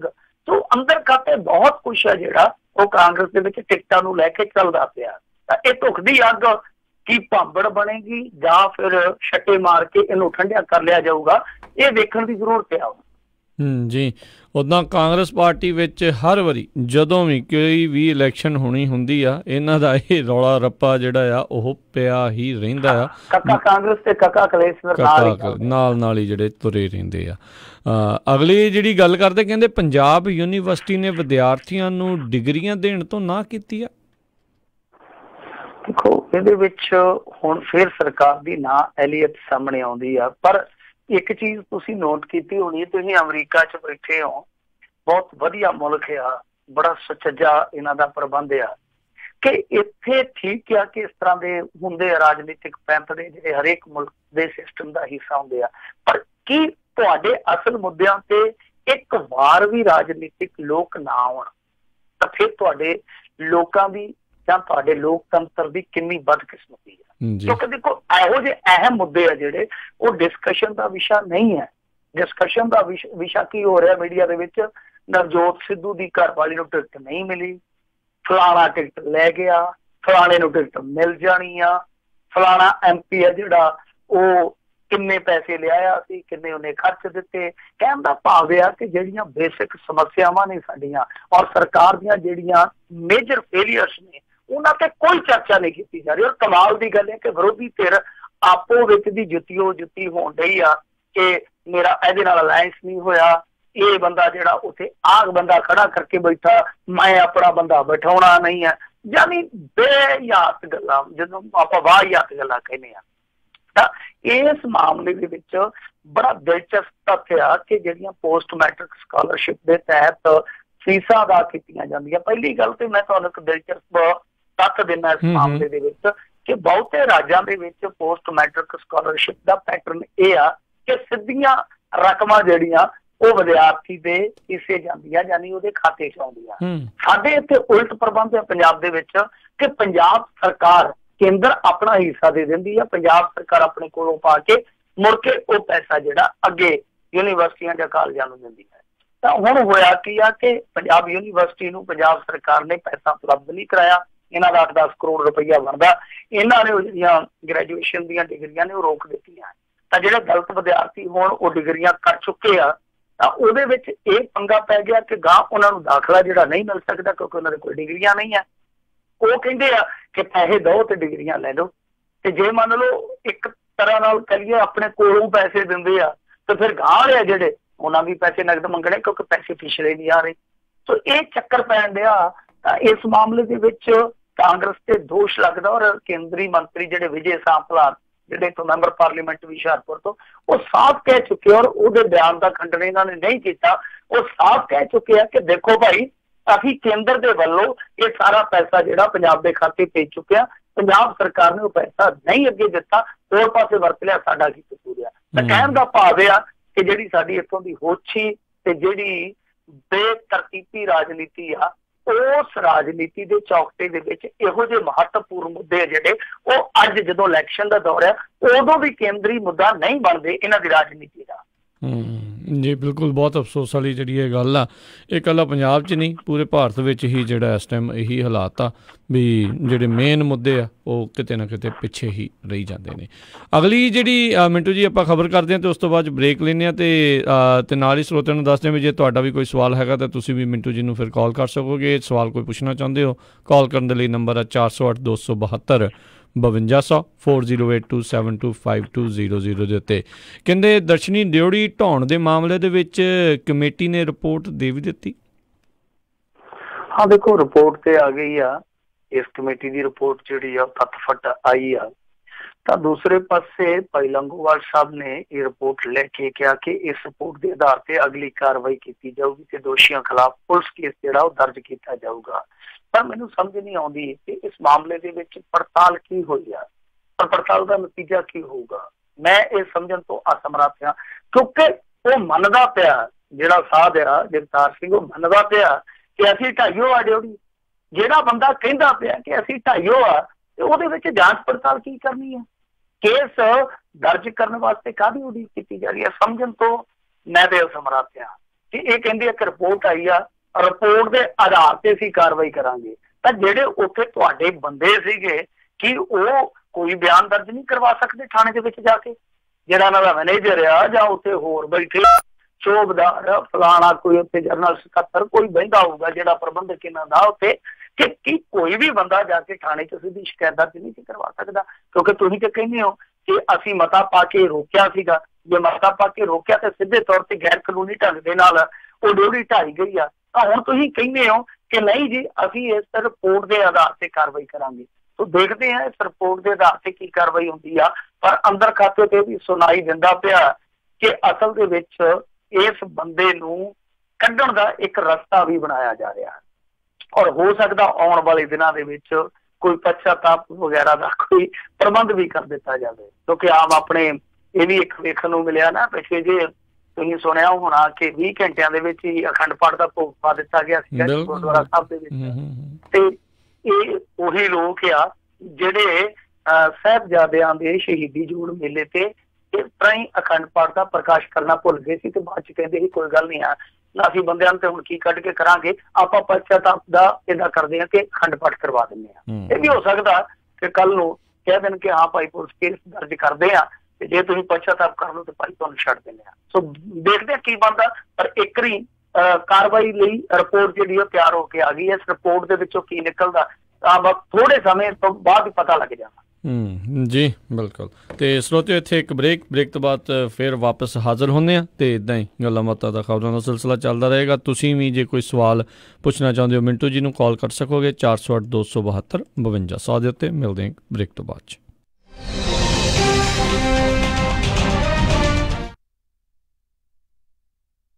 ਗੁੱਡੀ ਦੇ ਵਿਆਹ ਦੀਆਂ ਤਿਆਰੀਆਂ ਸਾਰੀਆਂ ਹੋ ਗਈਆਂ ਨੇ, ਬਟ ਜਿਊਲਰੀ ਕਿੱਥੋਂ ਬਣਵਾਈਏ? ਕਿਉਂਕਿ ਕੌਣ ਇੰਨਾ ਭਰੋਸੇਮੰਦ ਜਿਊਲਰੀ ਸਟੋਰ ਹੈ ਜਿੱਥੇ ਅੱਖਾਂ ਬੰਦ ਕਰਕੇ ਵਿਸ਼ਵਾਸ ਕੀਤਾ ਜਾਵੇ। ਗਹਿਣੇ ਹੋਣ ਵੀ ਪਿਓਰ ਕੁਆਲਿਟੀ ਦੇ ਤੇ ਹੋਣ ਵੀ ਲੇਟੈਸਟ ਡਿਜ਼ਾਈਨ ਵਾਲੇ। ਤੂੰ ਫਿਕਰ ਨਾ ਕਰ, ਅਮਰੀਕਾ ਦਾ ਇੱਕੋ ਇੱਕ ਸਭ ਤੋਂ ਪਹਿਲਾ ਤੇ ਸਭ ਤੋਂ ਭਰੋਸੇਮੰਦ ਨਾਮ ਜੀਨਾ ਜੁਐਲਰਸ। ਜੀਨਾ ਦਾ ਸ਼ੋਰੂਮ ਸੋਨੇ ਚਾਂਦੀ ਤੇ ਡਾਇਮੰਡ ਜੁਐਲਰੀ ਨਾਲ ਭਰਿਆ ਪਿਆ ਹੈ। 22 ਕੈਰਟ ਦੇ ਔਰਤਾਂ ਮਰਦਾਂ ਤੇ ਬੱਚਿਆਂ ਦੇ ਗਹਿਣਿਆਂ ਦੀ ਲੇਟੈਸਟ ਵੈਰਾਈਟੀ ਹੈ ਉਹਨਾਂ ਕੋਲ। ਕੁੰਦਨ, ਡਾਇਮੰਡ ਤੇ ਪੋਲਕੀ ਸੈਟਸ ਵੀ ਅਵੇਲੇਬਲ ਨੇ। ਤੂੰ ਦੇਖੀ ਸਾਡੀ ਗੁੱਡੀ ਦੇ ਗਹਿਣੇ ਵੇਖ ਕੇ ਲੋਕ ਵੇਖਦੇ ਰਹਿ ਜਾਣਗੇ। ਨਾਲੇ ਉਹ ਕੰਪਿਊਟਰਾਈਜ਼ਡ ਮਸ਼ੀਨ ਨਾਲ ਚੈੱਕ ਕਰਕੇ ਬਿਲਕੁਲ ਪਿਓਰ ਸੋਨਾ ਦਿੰਦੇ ਨੇ। ਜੀਨਾ ਜੁਐਲਰਸ, ਜਿੱਥੋਂ ਤੁਸੀਂ ਹੋਲਸੇਲ ਪ੍ਰਾਈਸ ਤੇ ਸੋਨੇ ਦੇ ਬਿਸਕਿਟ ਵੇਚ ਜਾਂ ਖਰੀਦ ਵੀ ਸਕਦੇ ਹੋ। ਨਾਲੇ ਪੁਰਾਣਾ ਸੋਨਾ ਗਹਿਣੇ ਰੱਖ ਕੇ ਲੋਨ ਵੀ ਲੈ ਸਕਦੇ ਹੋ। ਤਾਂ ਫਿਰ ਗਹਿਣੇ ਤਾਂ ਅਸੀਂ ਉੱਥੋਂ ਹੀ ਬਣਵਾਵਾਂਗੇ ਜੀਨਾ ਜੁਐਲਰਸ ਤੋਂ। ਤੁਸੀਂ ਵੀ ਅੱਜ ਹੀ ਆਓ। Jeena jewellers 7454 Stockton boulevard Sacramento. Phone number 916 956 3094 916 956 3094। ਉਹ ਜੈਸਮੀਨ ਦੀ ਮੰਗਣੀ ਤਾਂ ਹੋ ਗਈ, ਹੁਣ ਜੀ ਕਰਦਾ ਪਰੀਆਂ ਵਾਂਗ ਵਿਆਹ ਕਰਾਂ ਆਪਣੀ ਧੀ ਦਾ। ਓਹੋ ਜੀ, ਫਿਕਰ ਨਾ ਕਰੋ, ਤੁਹਾਡੀ ਪਰੀ ਦੇ ਸਾਰੇ ਚਾਅ ਪੂਰੇ ਕਰਾਂਗੇ। ਸੈਕਰਾਮੈਂਟੋ 'ਚ ਹੁਣ ਖੁੱਲ ਗਿਆ ਗ੍ਰੈਂਡ ਪਵੇਲੀਅਨ ਬੈਂਕੁਏਟ ਹਾਲ। 1000 ਤੋਂ ਵੱਧ ਗੈਸਟ ਦੀ ਕੈਪੈਸਿਟੀ ਤੇ 300 ਪੈਟੀਓ ਵਾਲਾ ਹਾਲ ਹੈ ਇੱਥੇ। ਓਏ ਵਾਹ! ਐ ਹੀ ਨਹੀਂ, ਇੱਥੇ ਮੰਡਪ ਦਾ ਵੀ ਖਾਸ ਪ੍ਰਬੰਧ ਹੈ। ਮੁੰਡੇ ਕੁੜੀ ਦੇ ਤਿਆਰ ਹੋਣ ਲਈ ਵਧੀਆ ਖੁੱਲੇ ਡੁੱਲੇ ਰੂਮ। ਜੋੜੀ ਦੀ ਐਂਟਰੀ ਸਪੈਸ਼ਲ ਪੌੜੀਆਂ ਤੋਂ ਹੁੰਦੀ ਹੈ, ਪਰੀ ਕਹਾਣੀਆਂ ਵਾਂਗ। ਬਿਲਕੁਲ ਨਵਾਂ ਸਜਿਆ ਹਾਲ, ਨਾਲ ਹੀ ਦੂਜੇ ਹਾਲ 'ਚ ਜਾਗੋ ਜਾਂ ਪਾਰਟੀ ਵੀ ਕਰ ਸਕਦੇ ਹੋ। 300 ਮਹਿਮਾਨਾਂ ਦੇ ਬੈਠਣ ਦਾ ਖਾਸ ਪ੍ਰਬੰਧ। ਵਧੀਆ ਸਵਾਦ ਖਾਣਾ ਪੂਜਾ ਇੰਡੀਅਨ ਗ੍ਰਿਲ ਵੱਲੋਂ। ਤੇ ਪਾਰਕਿੰਗ? ਉਹਦੀ ਤਾਂ ਟੈਨਸ਼ਨ ਹੀ ਨਾ ਲਓ, ਵਧੀਆ ਖੁੱਲੀ ਡੁੱਲੀ ਪਾਰਕਿੰਗ। ਬਸ ਛੇਤੀ ਕਾਲ ਕਰੋ ਤੇ ਅੱਜ ਹੀ ਬੁੱਕ ਕਰਾਓ। ਗ੍ਰੈਂਡ ਪਵੇਲੀਅਨ ਬੈਂਕੁਏਟ ਹਾਲ 26 ਮੈਸੀ ਕੋਰਟ ਸੈਕਰਾਮੈਂਟੋ। ਫੋਨ 9167307822 ਤੇ 9163963853। ਯਾਦ ਹੈ ਨਾ? ਗ੍ਰੈਂਡ ਪਵੇਲੀਅਨ ਬੈਂਕੁਏਟ ਹਾਲ ਸੈਕਰਾਮੈਂਟੋ। ਇੰਡੀਅਨ ਸੇਵਰ ਹੋਲਸੇਲ ਪ੍ਰਿੰਟਿੰਗ ਵਾਲਿਆਂ ਤੋਂ ਬਣਵਾ ਸਕਦੇ ਹੋ 1000 ਬਿਜ਼ਨਸ ਕਾਰਡ ਸਿਰਫ ਹੀ $45 ਵਿੱਚ। Outdoor banner $699 per square feet. Banner with stand ਸਿਰਫ $135 ਵਿੱਚ। 10 ਬਾਏ 10 ਦਾ event tent with hardware and fabric ਤੁਹਾਡੇ ਲੋਗੋ ਅਤੇ ਐਡ ਦੇ ਨਾਲ ਸਿਰਫ ਹੀ $1399 ਵਿੱਚ। Flyer, brochure, post card, poster, presentation folder, hang tags, envelopes, roll label, sticker ਅਤੇ ਇਹ ਐਵਰੀ ਡੋਰ ਡਾਇਰੈਕਟ ਮੇਲ ਦੀ ਸਰਵਿਸ ਵੀ ਦਿੰਦੇ ਹਨ। 9165255476 916 525 54 ਤੁਹਾਡੇ ਆਪਣੇ ਸ਼ਹਿਰ ਖੁੱਲ ਚੁੱਕੀ ਹੈ Fiji supermarket under new ownership, ਜਿਹਦਾ ਪਹਿਲਾ ਨਾਮ ਸਿੰਘ ਓਸ਼ੋਨੀਆ ਸੀ, ਜਿੱਥੋਂ ਲੈ ਸਕਦੇ ਹੋ ਫਿਜੀ, ਇੰਡੀਅਨ ਅਤੇ ਪਾਕਿਸਤਾਨੀ ਗਰੋਸਰੀ। ਹਰ ਇੱਕ ਤਰ੍ਹਾਂ ਦੇ ਮਸਾਲੇ, ਨੈਚੁਰਲ ਹਰਬਸ, ਮੀਟ, ਕਾਸਮੈਟਿਕ ਅਤੇ ਭਾਂਡੇ ਅਤੇ ਹਰ ਇੱਕ ਤਰ੍ਹਾਂ ਦੇ ਸਨੈਕਸ। ਤਾਜ਼ੀਆਂ ਸਬਜ਼ੀਆਂ ਹਰ ਰੋਜ਼ ਖਰੀਦ ਸਕਦੇ ਹੋ ਅਤੇ ਖੁੱਲੇ ਰਹਿੰਦੇ ਹਨ ਹਫਤੇ ਦੇ 7 ਦਿਨ, ਸਵੇਰੇ 10 ਵਜੇ ਤੋਂ ਸ਼ਾਮੀ 7 ਵਜੇ ਤੱਕ। ਵਧੇਰੇ ਜਾਣਕਾਰੀ ਲਈ ਗੱਲ ਕਰ ਸਕਦੇ ਹੋ 9166884116 916 688 4116। ਫਿਜੀ ਸੁਪਰਮਾਰਕੀਟ 6640 ਵੈਲੀ ਹਾਈ ਡਰਾਈਵ ਸੈਕਰਾਮੈਂਟੋ। ਸ਼ਾਬਾਸ਼ ਡਿੰਪੀ, ਪਿਛਲੇ ਕੁਝ ਦਿਨਾਂ ਤੋਂ ਦੇਖ ਰਿਹਾ ਆ ਬੜੇ ਟਾਈਮ ਨਾਲ ਆਉਂਦਾ ਆ, ਪੂਰੀ ਫੁਰਤੀ ਨਾਲ ਕੰਮ ਕਰਦਾ ਆ ਤੇ ਖੁਸ਼ ਵੀ ਰਹਿਣ ਲੱਗ ਪਿਆ ਆ। ਕੀ ਵਜ੍ਹਾ ਆ ਇਸ ਪਿੱਛੇ? ਬਸ ਵੀਰ ਜੀ, ਮੈਂ ਤਾਂ ਇਸ ਦਾ ਸਾਰਾ ਧੰਨਵਾਦ ਮੈਟਰੈਸ ਐਕਸਪ੍ਰੈਸ ਰੋਜ਼ਵੈਲ ਵਾਲੇ ਅੰਮ੍ਰਿਤਸਰਾਂ ਨੂੰ ਦਿੰਨਾ, ਜਿਨ੍ਹਾਂ ਨੇ ਮੈਨੂੰ ਬੜਾ ਹੀ ਆਰਾਮਦਾਇਕ ਮੈਟਰੈਸ ਦਵਾਇਆ। ਹੁਣ ਮੈਂ ਚੈਨ ਦੀ ਨੀਂਦ ਸੌਣਾ ਆ। ਮੈਟਰੈਸ ਐਕਸਪ੍ਰੈਸ ਰੋਜ਼ਵੈਲ, ਜਿਨ੍ਹਾਂ ਦੇ ਕੋਲੋਂ high quality mattress wholesale price ਤੇ ਮਿਲਦੇ ਹਨ। ਤੁਸੀਂ ਇੱਥੋਂ Sealy, Simmons, Nature Sleep, gel memory foam, adjustable base ਵਾਲੇ ਗੱਦੇ ਲੈ ਸਕਦੇ ਹੋ। ਬਾਕੀ ਵੱਡੇ ਸਟੋਰਾਂ ਨਾਲੋਂ 50 ਤੋਂ 70% ਤੱਕ ਘੱਟ ਕੀਮਤਾਂ ਹੁੰਦੀਆਂ ਹਨ। ਇਹ ਪੰਜਾਬੀ ਵਿੱਚ ਗੱਲ ਕਰਦੇ ਨੇ। ਇਹਨਾਂ ਦਾ address 1811 Douglas boulevard, Roswell, Ross store ਦੇ ਨਜ਼ਦੀਕ। ਹੋਰ ਜਾਣਕਾਰੀ ਲਈ ਕਾਲ ਅੰਮ੍ਰਿਤਸਰਾਂ 5304155959 530 415 5959। ਮੈਨੀ ਹੇਅਰ 5303007663 530 37663। ਇਹਨਾਂ ਦੇ ਸਟੋਰ ਯੂਬਾ ਸਿਟੀ, ਡੇਵਿਸ ਅਤੇ ਫਾਲਸਮ ਵਿੱਚ ਵੀ ਹਨ।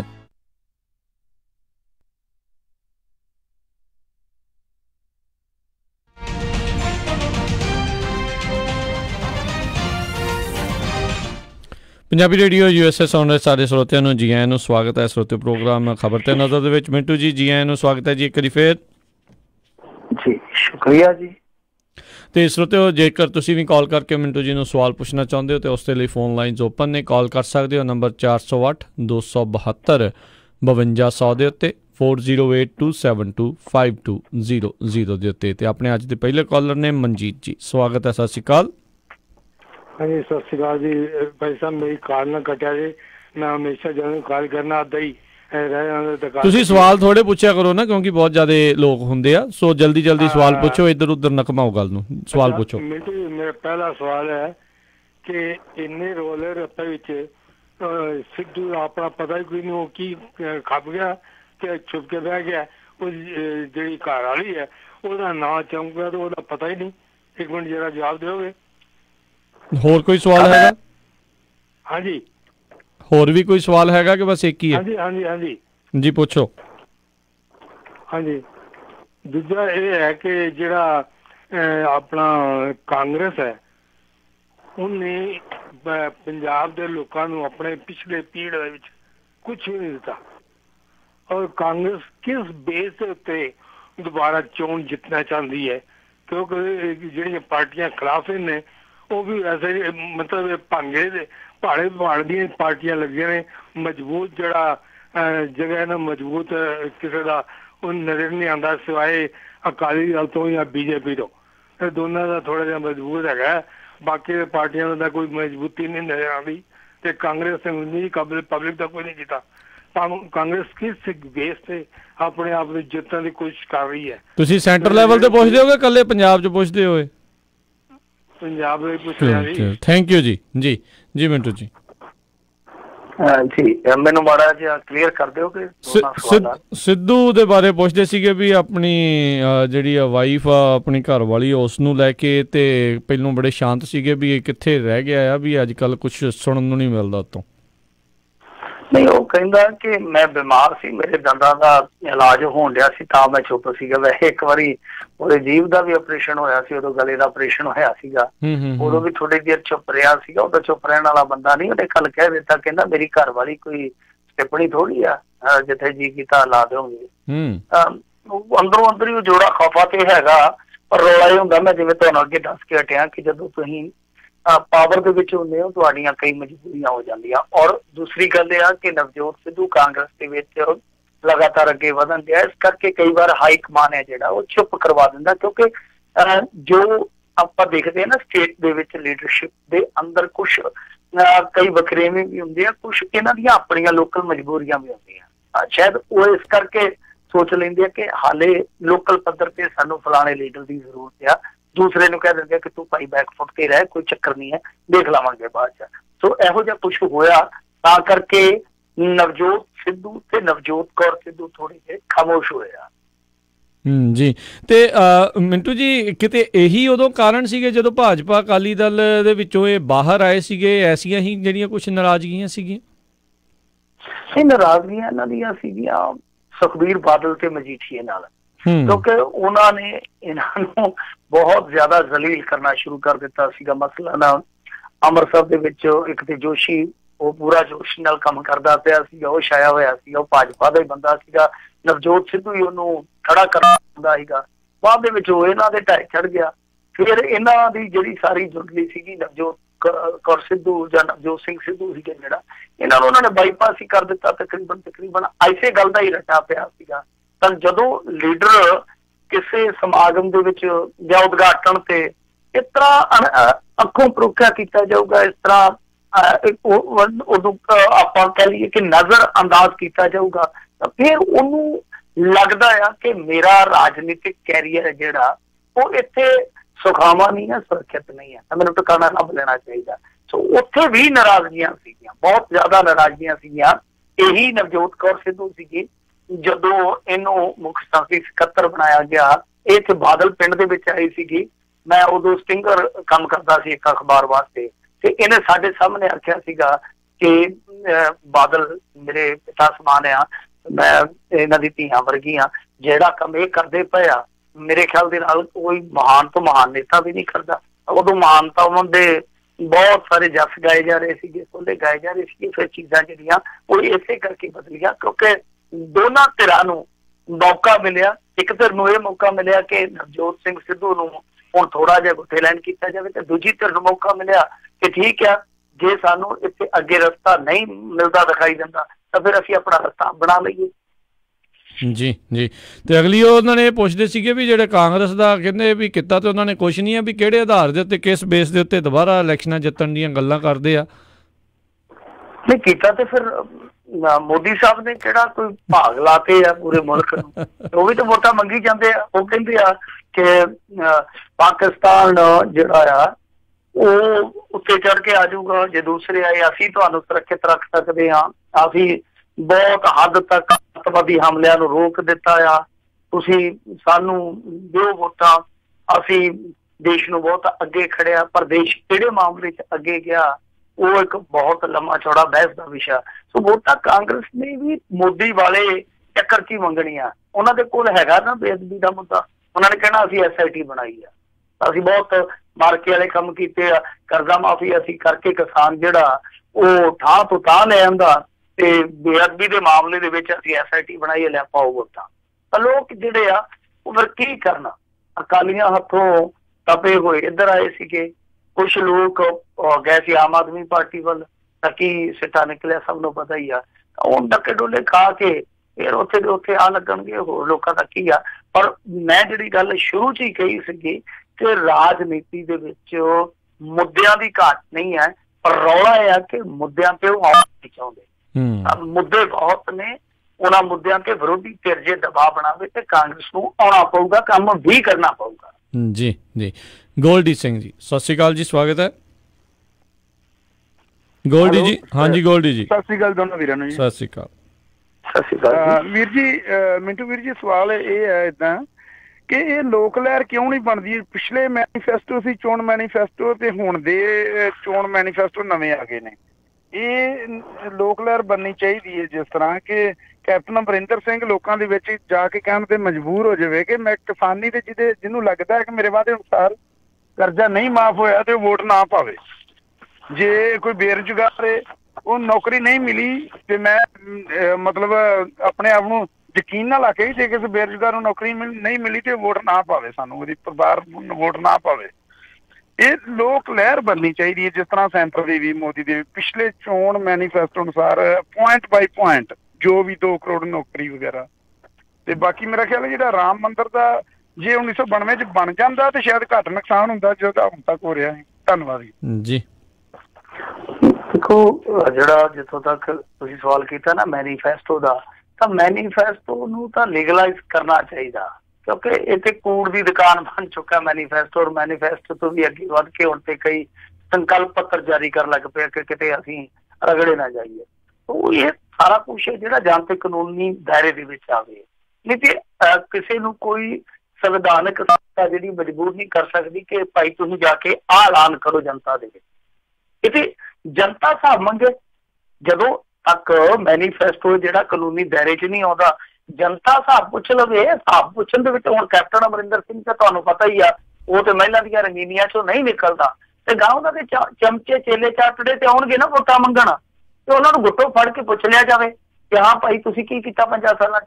ਉਹ ਤੁਹਾਨੂੰ ਜੇ ਕਹਿੰਦੇ ਕਿ ਕਰਜ਼ਾ ਮਾਫੀ ਕੀਤੀ ਆ ਅਸੀਂ, ਤੇ ਤੁਸੀਂ ਆਪਣੇ ਪਿੰਡ ਦੇ ਵਿੱਚੋਂ ਲਿਸਟ ਬਣਾ ਰੱਖੋ ਕਿ ਆਹ ਕਿਸਾਨ ਜਿਹੜੇ ਰਹਿੰਦੇ ਆ, ਪਤਾ ਲੱਗ ਜੂਗਾ। ਇੰਨਿਆਂ ਦਾ ਹੋਇਆ, ਆਪਾਂ ਨੂੰ ਪਿੰਡ ਦੇ ਵਿੱਚ ਪਤਾ ਹੀ ਹੁੰਦਾ ਕਿ ਫਲਾਣੇ ਦਾ ਕਰਜ਼ਾ ਮਾਫ ਹੋਇਆ, ਕਿੰਨਾ ਹੋਇਆ, ਸਾਰਾ ਕੁਛ ਆ। ਤਾਂ ਜਿਹੜਾ ਆਪਾਂ ਆਪ ਦੇ ਵਿੱਚ ਇੱਕ ਕਮੀ ਵਾਲਾ ਪੱਖ ਆ, ਜੇ ਉਹਨੂੰ ਢੱਕ ਕੇ ਸਾਰੀ ਸੁੱਟ ਉੱਧਰ ਸੁੱਟਾਂਗੇ ਉਹ ਵੀ ਗਲਤ ਆ। ਕਿਉਂਕਿ ਮੈਂ ਹਮੇਸ਼ਾ ਕਹਿੰਦਾ ਕਿ ਤੁਹਾਡੀ ਸਰਕਾਰ ਜਿਹੜੀ ਆ ਉਹ ਸਮਾਜ ਦਾ ਹੀ ਹਿੱਸਾ ਹੁੰਦੀ ਆ। ਇਹ ਲੀਡਰ ਕਿੱਥੋਂ ਬਣਦੇ ਆ? ਕੋਈ ਸਰਪੰਚੀ ਤੋਂ ਸ਼ੁਰੂ ਕਰਦਾ, ਕੋਈ ਪੰਚਾਇਤ ਮੈਂਬਰੀ ਤੋਂ ਸ਼ੁਰੂ ਕਰਦਾ, ਕਈ ਤੇ ਚਾਏ ਵਾਲੇ ਤੋਂ ਵੀ ਸ਼ੁਰੂ ਕਰ ਲੈਂਦੇ ਆ ਲੀਡਰੀ ਦਾ ਸਫ਼ਰ। ਤਾਂ ਤੁਹਾਡੇ ਸਮਾਜ ਦਾ ਹੀ ਹਿੱਸਾ ਨੇ ਨਾ ਇਹ। ਸਮਾਜ ਨੂੰ ਉਹ ਸਮਝ ਕੇ, ਸਮਾਜ ਦੀਆਂ ਰਮਜਾਂ ਚੰਗੀ ਤਰ੍ਹਾਂ ਜਾਣ ਕੇ ਫਿਰ ਉਹ ਲੀਡਰ ਬਣਦੇ ਆ, ਕਿਉਂਕਿ ਉਹ ਸਮਾਜ ਦੀ ਬੌਧਿਕ ਸਮਰੱਥਾ ਤੋਂ ਜ਼ਿਆਦਾ ਸੋਚਣ ਦੀ ਸਮਰੱਥਾ ਰੱਖਦੇ ਆ, ਚਲਾਕ ਨੇ। ਤਾਂ ਜਦੋਂ ਉਹਨਾਂ ਦੀ ਚਲਾਕੀ ਨੂੰ ਫੜਨ ਦੀ ਤੁਹਾਡੇ 'ਚ ਸਮਰੱਥਾ ਆ ਜੂਗੀ, ਇਹ ਚਲਾਕ ਲੋਕ ਤੁਹਾਡੇ ਪੈਰਾਂ 'ਚ ਆ ਜਾਣਗੇ। ਕਿਉਂ ਨਹੀਂ ਮੰਗਦੇ? ਅੱਛਾ, ਮੈਂ ਬਹੁਤ ਸਾਰੇ ਨੌਜਵਾਨ 2017 ਦੇ ਇਲੈਕਸ਼ਨ ਤੋਂ ਪਹਿਲਾਂ ਵੇਖੇ ਆ ਜਿਨ੍ਹਾਂ ਨੇ ਅੱਗੇ ਲਾ ਲਏ ਲੀਡਰ ਸੱਥਾਂ ਦੇ ਵਿੱਚ ਤੇ ਖੜ ਕੇ ਸਾਨੂੰ ਹਿਸਾਬ ਦਿਓ। ਅੱਜ ਵੀ ਮੇਰੇ ਖਿਆਲ ਦੇ ਨਾਲ ਇੱਕ ਆਮ ਆਦਮੀ ਪਾਰਟੀ ਦੀ ਵਿਧਾਇਕਾ ਦਾ ਵਿਰੋਧ ਹੋਇਆ, ਕਿਸ ਗੱਲ ਤੋਂ ਹੋਇਆ ਉਹਦੀ ਤਫਸੀਲ ਦੀ ਉਡੀਕ ਆ। ਸੋ ਮੈਂ ਕਹਿੰਦਾ ਕਿ ਡਟ ਕੇ ਵਿਰੋਧ ਹੋਣਾ ਚਾਹੀਦਾ। ਜੇ ਕਿਸੇ ਲੀਡਰ ਕੋਲ ਆਪਦਾ ਰਿਪੋਰਟ ਕਾਰਡ ਨਹੀਂ ਹੈ, ਉਹਦੇ ਕੋਲ ਰੋਡ ਮੈਪ ਨਹੀਂ ਅੱਗੇ ਵਾਸਤੇ, ਤਾਂ ਉਹਨੂੰ ਵੋਟ ਮੰਗਣ ਦਾ ਮੇਰੇ ਖਿਆਲ ਦੇ ਨਾਲ ਕੋਈ ਅਧਿਕਾਰ ਨਹੀਂ। ਇਹ ਕਹਿ ਦੇਣਾ ਕਿ ਅਸੀਂ ਆਹ ਕਰ ਦਿਆਂਗੇ, ਪੰਜਾਬ ਨੂੰ ਉਹ ਕਰ ਦਿਆਂਗੇ, ਜਜ਼ਬਾਤੀ ਮੁੱਦੇ ਚੁੱਕ ਲੈਣੇ, ਇਹ ਪੈਮਾਨਾ ਨਹੀਂ ਹੈ। ਇਹ ਚੋਣ ਮੈਨੀਫੈਸਟੋ ਦਾ ਪੰਗਾ ਲੀਗਲਾਈਜ਼ ਜਦੋਂ ਤੱਕ ਨਹੀਂ ਹੁੰਦਾ ਉਦੋਂ ਤੱਕ ਮੇਰੇ ਖਿਆਲ ਦੇ ਨਾਲ ਇਹਦਾ ਨਿਬੇੜਾ ਨਹੀਂ ਹੋਣਾ। ਜੀ ਜੀ। ਜਿੱਦਾਂ ਤੁਸੀਂ ਮਿੰਟੂ ਜੀ ਗੱਲ ਕੀਤੀ ਹੈ ਵੀ ਹੁਣ ਥੋੜ੍ਹੀ ਜਿਹੀ ਜਿੱਦਾਂ ਇੱਦਾਂ ਲੱਗਦਾ ਵੀ ਚੇਤਨਤਾ ਆਈ ਆ, ਕੁਛ ਲੋਕ ਜਿਹੜੇ ਸਵਾਲ ਪੁੱਛਣ ਲੱਗੇ, ਪਰ ਬਹੁਤੇ ਥਾਵਾਂ ਦੇ ਉੱਤੇ ਇੱਦਾਂ ਲੱਗ ਰਿਹਾ ਵੀ ਲੋਕਾਂ ਦੇ ਵਿੱਚ ਕਿਸੇ ਟਾਈਮ ਦੇ ਉੱਤੇ ਕੋਈ ਵੱਡਾ ਲੀਡਰ ਹੋਵੇ ਕੋਈ ਛੋਟਾ ਹੋਵੇ, ਜੁਰਤ ਹੁੰਦੀ ਸੀ, ਪੁੱਛ ਲੈਂਦੇ ਸੀ। ਹੁਣ ਉਹਨਾਂ ਦੇ ਚੇਲੇ ਚਾਟੜੇ ਵੀ ਉਹਨਾਂ ਨੂੰ ਲਾਗੇ ਨਹੀਂ ਲੱਗਣ ਦਿੱਤੇ ਤੇ ਜੁਰਤ ਵੀ ਕਿਤੇ ਨਾ ਕਿਤੇ ਮੁੱਕਦੀ ਜਾਂਦੀ ਹੈ। ਨਹੀਂ, ਇਹ ਤੇ ਹੁਣ ਤਬਦੀਲੀ ਲਿਆਉਣ ਦੀ ਜ਼ਰੂਰਤ ਆ ਔਰ ਇਹਨਾਂ ਨੂੰ ਜ਼ਮੀਨ ਤੇ ਲਿਆਉਣਾ ਚਾਹੀਦਾ। ਜਿਹੜੇ ਲੋਕ ਜ਼ਮੀਨ ਤੋਂ ਚੁੱਕ ਕੇ ਜਨਤਾ ਨੇ ਅਸਮਾਨ ਤੇ ਪਹੁੰਚਾਏ, ਇਹਨਾਂ ਨੂੰ ਜ਼ਮੀਨ ਤੇ ਲਿਆਉਣਾ ਚਾਹੀਦਾ। ਕਿਉਂਕਿ ਦੇਖੋ ਸਾਨੂੰ ਇਸ ਤਰ੍ਹਾਂ ਦਾ ਇੱਕ ਪ੍ਰਬੰਧ ਕਰਨਾ ਪਊਗਾ ਕਿ ਜਿੱਦਾਂ ਹੁਣ ਦੇਖ ਲਓ ਸਾਡੇ ਘਰ ਕੋਈ ਸਰਪੰਚ ਆਉਂਦਾ, ਉਹ ਕਹਿੰਦਾ ਕਿ ਜਥੇਦਾਰ ਦਾ ਫੋਨ ਆ ਗਿਆ ਜਾਂ ਫਲਾਣੇ ਦਾ ਫੋਨ ਆਇਆ, ਉਹਨੇ ਮੈਨੂੰ ਘਲਾਇਆ ਵਾ, ਤੁਸੀਂ ਕਹਿ ਸਕਦੇ ਹੋ ਕਿ ਏਦਾਂ ਕਰ ਬਈ ਤੂੰ ਜਥੇਦਾਰ ਨੂੰ ਜਾਂ ਉਹ ਫਲਾਣੇ ਬੰਦੇ ਨੂੰ ਭੇਜ ਦੇ, ਨਾਲ ਲੈ ਕੇ ਆ, ਅਸੀਂ ਉਹਦੇ ਨਾਲ ਕੋਈ ਗੱਲਬਾਤ ਕਰੀਏ। ਬਹੁਤ ਸੌਖਾ ਤਰੀਕਾ। ਪਰ ਜਦੋਂ ਅਸੀਂ ਦੇਖ ਲੈਂਦੇ ਕਿ ਸਰਪੰਚ ਸਾਡੇ ਸ਼ਰੀਕੇ ਚੋਂ ਜਾਂ ਸਰਪੰਚ ਦੇ ਨਾਲ ਕੋਈ ਸਾਡੇ ਸ਼ਰੀਕੇ ਚੋਂ ਆ ਗਿਆ ਜਾਂ ਕੋਈ ਰਿਸ਼ਤੇਦਾਰ ਆ ਗਿਆ, ਅਸੀਂ ਖੁਸ਼ ਹੋ ਜਾਂਦੇ ਹਾਂ। ਤਾਂ ਫਿਰ ਦੂਸਰੇ ਪਾਸੇ ਕਈ ਵਾਰ ਇਹ ਹੁੰਦਾ ਕਿ ਜੇ ਅਸੀਂ ਬੋਲਣਾ ਚਾਹੁੰਦੇ ਅਸੀਂ ਡਰਦੇ ਹਾਂ, ਜਦ ਕਿ ਡਰ ਸਾਨੂੰ ਲਾਉਣਾ ਪਊਗਾ। ਇਹ ਨਹੀਂ ਹੈ ਕਿ ਨੌਜਵਾਨ ਜਿਹੜੇ ਆ ਉਹ ਇਸ ਮਾਮਲੇ ਦੇ ਵਿੱਚ ਘੱਟ ਨੇ ਜਾਂ ਇਸ ਚੀਜ਼ ਦੇ ਥੋੜਾ ਜਿਹਾ ਡਰਦੇ ਆ ਕਿ ਸਾਡੇ ਨਾਲ ਕੁਛ ਐਸਾ ਵੈਸਾ ਹੋ ਜਾਊਗਾ, ਕੁਛ ਨਹੀਂ ਹੈ।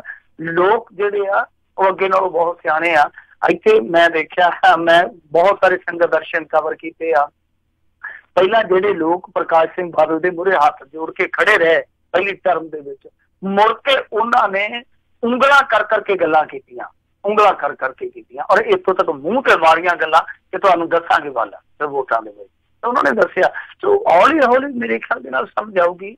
ਪਰ ਮੈਂ ਤਾਂ ਇਹ ਮੰਨਦਾ ਕਿ ਹਾਲ ਦੀ ਘੜੀ ਸਾਡੀ ਜਿਹੜੀ ਡੈਮੋਕ੍ਰੇਸੀ ਆ, ਓਵਰਆਲ ਡੈਮੋਕ੍ਰੇਸੀ ਆ, ਉਹ ਵੀ ਪ੍ਰੀ ਮੈਚੋਰ ਡੈਮੋਕ੍ਰੇਸੀ ਆ।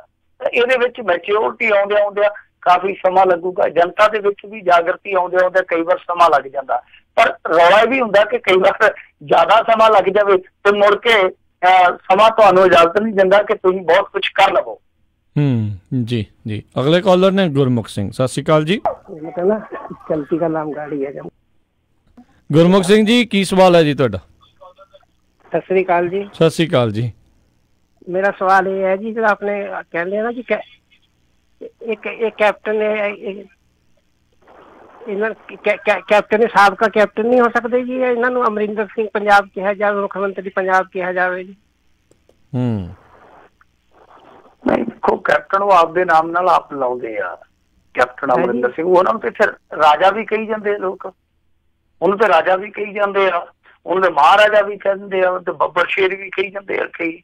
ਪਰ ਉਹ ਆਪਣੇ ਨਾਮ ਦੇ ਨਾਲ ਆਪ ਕੈਪਟਨ ਲਾਉਂਦੇ ਆ, ਤਾਂ ਕਰਕੇ ਕੈਪਟਨ ਅਮਰਿੰਦਰ ਸਿੰਘ ਕਿਹਾ ਜਾਂਦਾ ਆਪਦੇ ਨਾਮ ਨਾਲ। ਉਹਨਾਂ ਨੇ ਇੱਥੇ ਪਿੱਛੇ ਜੇ ਕਿਹਾ ਵੀ ਆ, ਆਫੀਸ਼ੀਅਲੀ ਕਿਹਾ ਕਿ ਮੈਨੂੰ ਮਹਾਰਾਜਾ ਜਾਂ ਅਦਾਲਤ ਦੇ ਵਿੱਚ ਕਿਹਾ ਜਾ ਕੇ, ਕਿਉਂਕਿ ਤੁਹਾਨੂੰ ਯਾਦ ਹੋਣਾ ਹੈ ਇਹਨਾਂ ਤੇ ਇੱਕ ਕੇਸ ਚੱਲਦਾ ਹੈ ਜਿਹੜਾ ਮੇਰੇ ਖਿਆਲ ਦੇ ਨਾਲ 2005 ਦੀ ਟਰਮ ਵਾਲਾ, ਤਾਂ ਉਹਦੇ ਦੇ ਵਿੱਚ ਇਹਨਾਂ ਦੀ ਉੱਥੇ ਜਵਾਬਦੇਹੀ ਹੋਈ ਸੀ ਕੋਰਟ ਦੇ ਵਿੱਚ। ਇਹਨਾਂ ਨੇ ਆਖਿਆ ਕਿ ਮੈਂ ਕਿਸੇ ਨੂੰ ਨਹੀਂ ਕਹਿੰਦਾ, ਕਿਉਂਕਿ ਪੋਸਟਰ ਲੱਗੇ ਸੀਗੇ ਉਸ ਸਮੇਂ ਮਹਾਰਾਜਾ ਅਮਰਿੰਦਰ ਸਿੰਘ ਦਾ।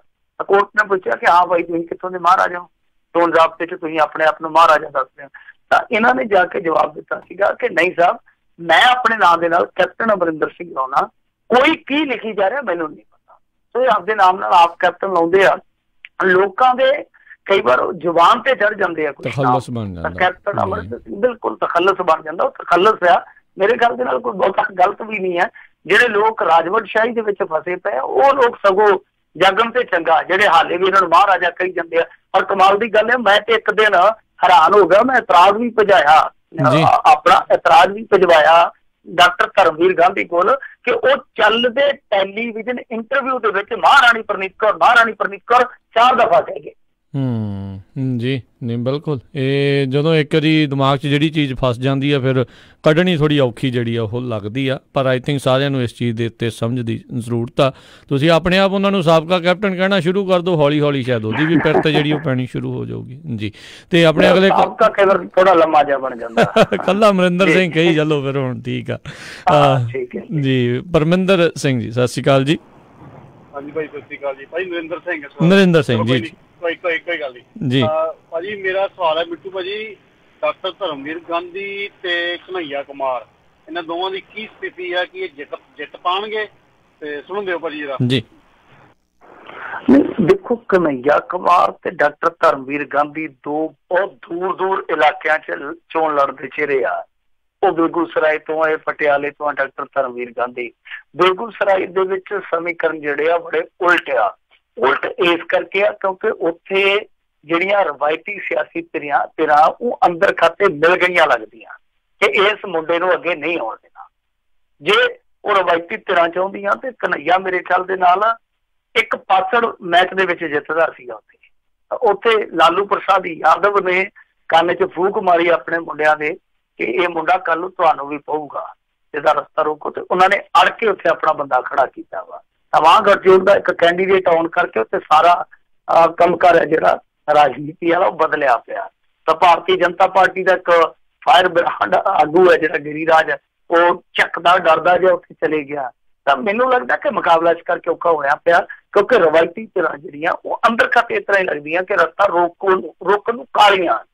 ਜਦਕਿ ਦੂਸਰੇ ਪਾਸੇ ਡਾਕਟਰ ਧਰਮਵੀਰ ਗਾਂਧੀ ਦਾ 5 ਸਾਲਾਂ ਦਾ ਜਿਹੜਾ ਰਿਕਾਰਡ ਆ ਉਹ ਉਹਨਾਂ ਦਾ ਪੋਜ਼ਿਟਿਵ ਪੱਖ ਆ।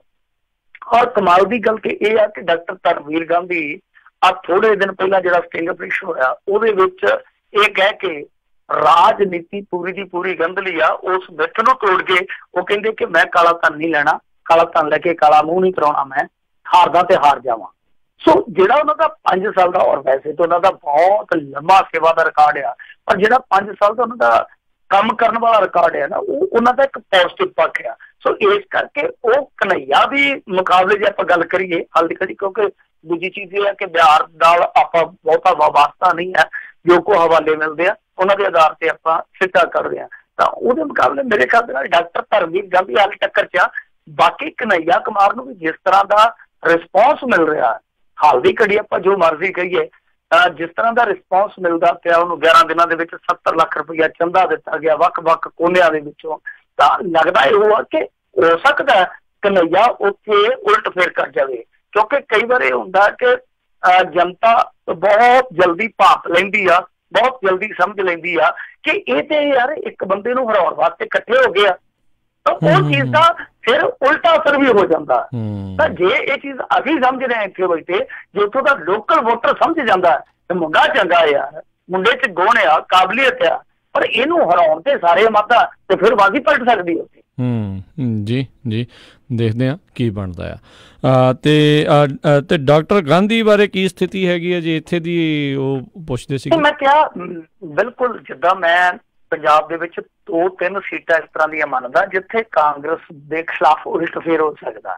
2-3 ਸੀਟਾਂ ਏਦਾਂ ਦੀਆਂ, ਕਿਉਂਕਿ 13 'ਚ 13 ਮੰਨ ਕੇ ਚੱਲਦੇ ਆ ਨਾ, ਤਾਂ 2-3 ਸੀਟਾਂ ਤੇ ਇਹੋ ਜਿਹੀਆਂ ਘੱਟੋ ਘੱਟ ਜਿੱਥੇ ਉਲਟ ਫੇਰ ਹੋ ਸਕਦਾ। ਉਹਨਾਂ ਦੇ ਵਿੱਚ ਸੰਗਰੂਰ ਪਟਿਆਲਾ ਹਾਲੇ ਵੀ, ਹਾਲਾਂਕਿ ਦੇਖੋ ਭਗਵੰਤ ਮਾਨ ਦੇ ਆਪਾਂ ਲੋਚਕ ਵੀ ਰਹੇ ਆ, ਭਗਵੰਤ ਮਾਨ ਦੇ ਸਮਰਥਕਾਂ ਦੇ ਨਿਸ਼ਾਨੇ ਤੇ ਵੀ ਕਈ ਦਫਾ ਆਏ ਆ, ਪਰ ਹਕੀਕਤ ਇਹ ਆ ਕਿ ਭਗਵੰਤ ਮਾਨ ਹਾਲੇ ਵੀ ਟੱਕਰ ਚੋਂ ਪਛੜਿਆ ਨਹੀਂ ਸੰਗਰੂਰ।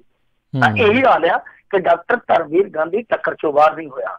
ਕੌਣ ਜਿੱਤੂਗਾ ਇਹ ਪ੍ਰੈਡਿਕਸ਼ਨ ਕਰਨੀ ਮੇਰੇ ਖਿਆਲ ਦੇ ਨਾਲ ਮਾਈਕ ਤੇ ਬਹਿ ਕੇ ਮੇਰੇ ਖਿਆਲ ਦੇ ਨਾਲ ਠੀਕ ਨਹੀਂ ਹੈ ਜੀ। ਲੋਕ ਦੇਖਦੇ ਆ ਕੀ ਕਰਦੇ ਨੇ। ਰਘਬੀਰ ਜੀ ਸਤਿ ਸ਼੍ਰੀ ਅਕਾਲ ਜੀ। ਹੈਲੋ, ਸਤਿ ਸ਼੍ਰੀ ਅਕਾਲ ਭਾਜੀ। ਸਤਿ ਸ਼੍ਰੀ ਅਕਾਲ।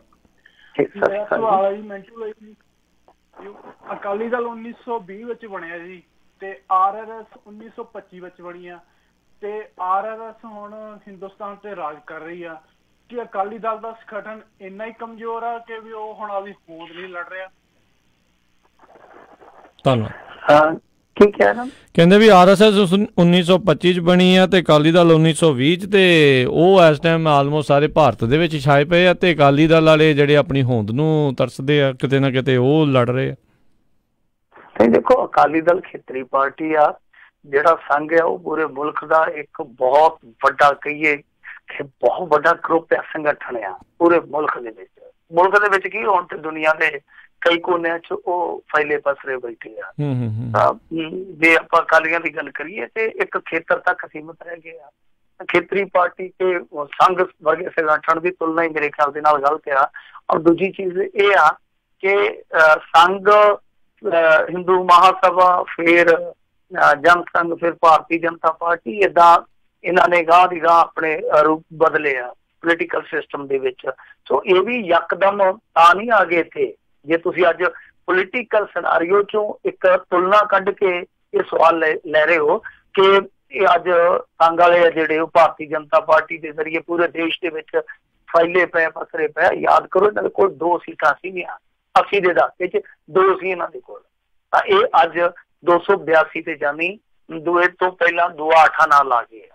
ਤਾਂ ਉਦਾਂ ਹੀ ਇਹ ਆ ਕਿ ਅਕਾਲੀ ਵੀ ਕਿਸੇ ਸਮੇਂ ਪੂਰਾ ਡੋਮੀਨੇਟ ਕਰਦੇ ਰਹੇ ਇੱਥੋਂ ਦੀ ਰਾਜਨੀਤੀ ਨੂੰ, ਪਰ ਇਹਨਾਂ ਦੀਆਂ ਜਿਹੜੀਆਂ ਨੀਤੀਆਂ ਸੀ, ਇਹਨਾਂ ਦੀਆਂ ਜਿਹੜੀਆਂ ਗਲਤੀਆਂ ਸੀਗੀਆਂ, ਉਹਨਾਂ ਦਾ ਖਮਿਆਜ਼ਾ ਇਹਨਾਂ ਨੂੰ ਭੁਗਤਣਾ ਪਿਆ ਵਾ।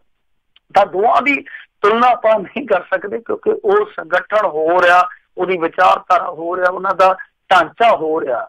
ਤੋ ਜੇ ਅਕਾਲੀਆਂ ਦੀ ਗੱਲ ਕਰੀਏ, ਜੇ ਅੱਜ ਅਕਾਲੀ ਹੋਂਦ ਵਾਸਤੇ ਲੜ ਰਹੇ ਆ ਤਾਂ ਕਿਤੇ ਨਾ ਕਿਤੇ ਇਹਦੇ ਲਈ ਇਹਨਾਂ ਦੀਆਂ ਆਪਣੀਆਂ ਨੀਤੀਆਂ ਤੇ ਗਲਤੀਆਂ ਜ਼ਿੰਮੇਵਾਰ ਆ। ਖਾਸ ਤੌਰ ਤੇ ਸੁਖਬੀਰ ਸਿੰਘ ਬਾਦਲ ਜ਼ਿੰਮੇਵਾਰ ਆ, ਜਿਹਨੂੰ ਇਹਨਾਂ ਨੇ ਜ਼ਿੰਮੇਵਾਰ ਮੰਨਿਆ ਹੀ ਨਹੀਂ।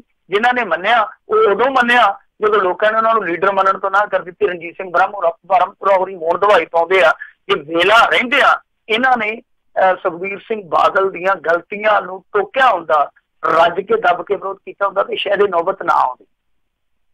ਜੀ ਜੀ ਜੀ, ਤੇ ਬਹੁਤ ਬਹੁਤ ਤੁਹਾਡਾ ਧੰਨਵਾਦ ਮਿੰਟੂ ਜੀ, ਤੁਸੀਂ ਜੁੜੇ ਇਹਨਾਂ ਖਬਰਾਂ ਬਾਰੇ ਸਾਨੂੰ ਜਾਣਕਾਰੀ ਦਿੱਤੀ। ਅਗਲੀ ਵਾਰ ਤੱਕ ਲਈ ਮੇਰੀ ਮਿਹਰਬਾਨੀ, ਪਿਆਰ ਭਰੀ ਸਤਿ ਸ਼੍ਰੀ ਅਕਾਲ ਜੀ। ਜੀ ਸਤਿ ਸ਼੍ਰੀ ਅਕਾਲ ਜੀ। ਤੇ ਸਰੋਤਿਓ, ਇੱਥੇ ਸਾਡਾ ਅੱਜ ਦਾ ਇਹ ਪ੍ਰੋਗਰਾਮ ਹੁਣ ਸਮਾਪਤ ਹੈ। ਮਿਲਾਂਗੇ ਅਗਲੀ ਵਾਰ, ਉਦੋਂ ਤੱਕ ਲਈ ਮੇਰੇ ਵੱਲੋਂ ਵੀ ਸਤਿ ਸ਼੍ਰੀ ਅਕਾਲ। ਜਿਉਂਦੇ ਵਾਸਤੇ ਰਹੋ, ਹੱਸਦੇ ਖੇਡਦੇ ਰਹੋ, ਸੁਣਦੇ ਰਹੋ ਪੰਜਾਬੀ ਰੇਡੀਓ USA।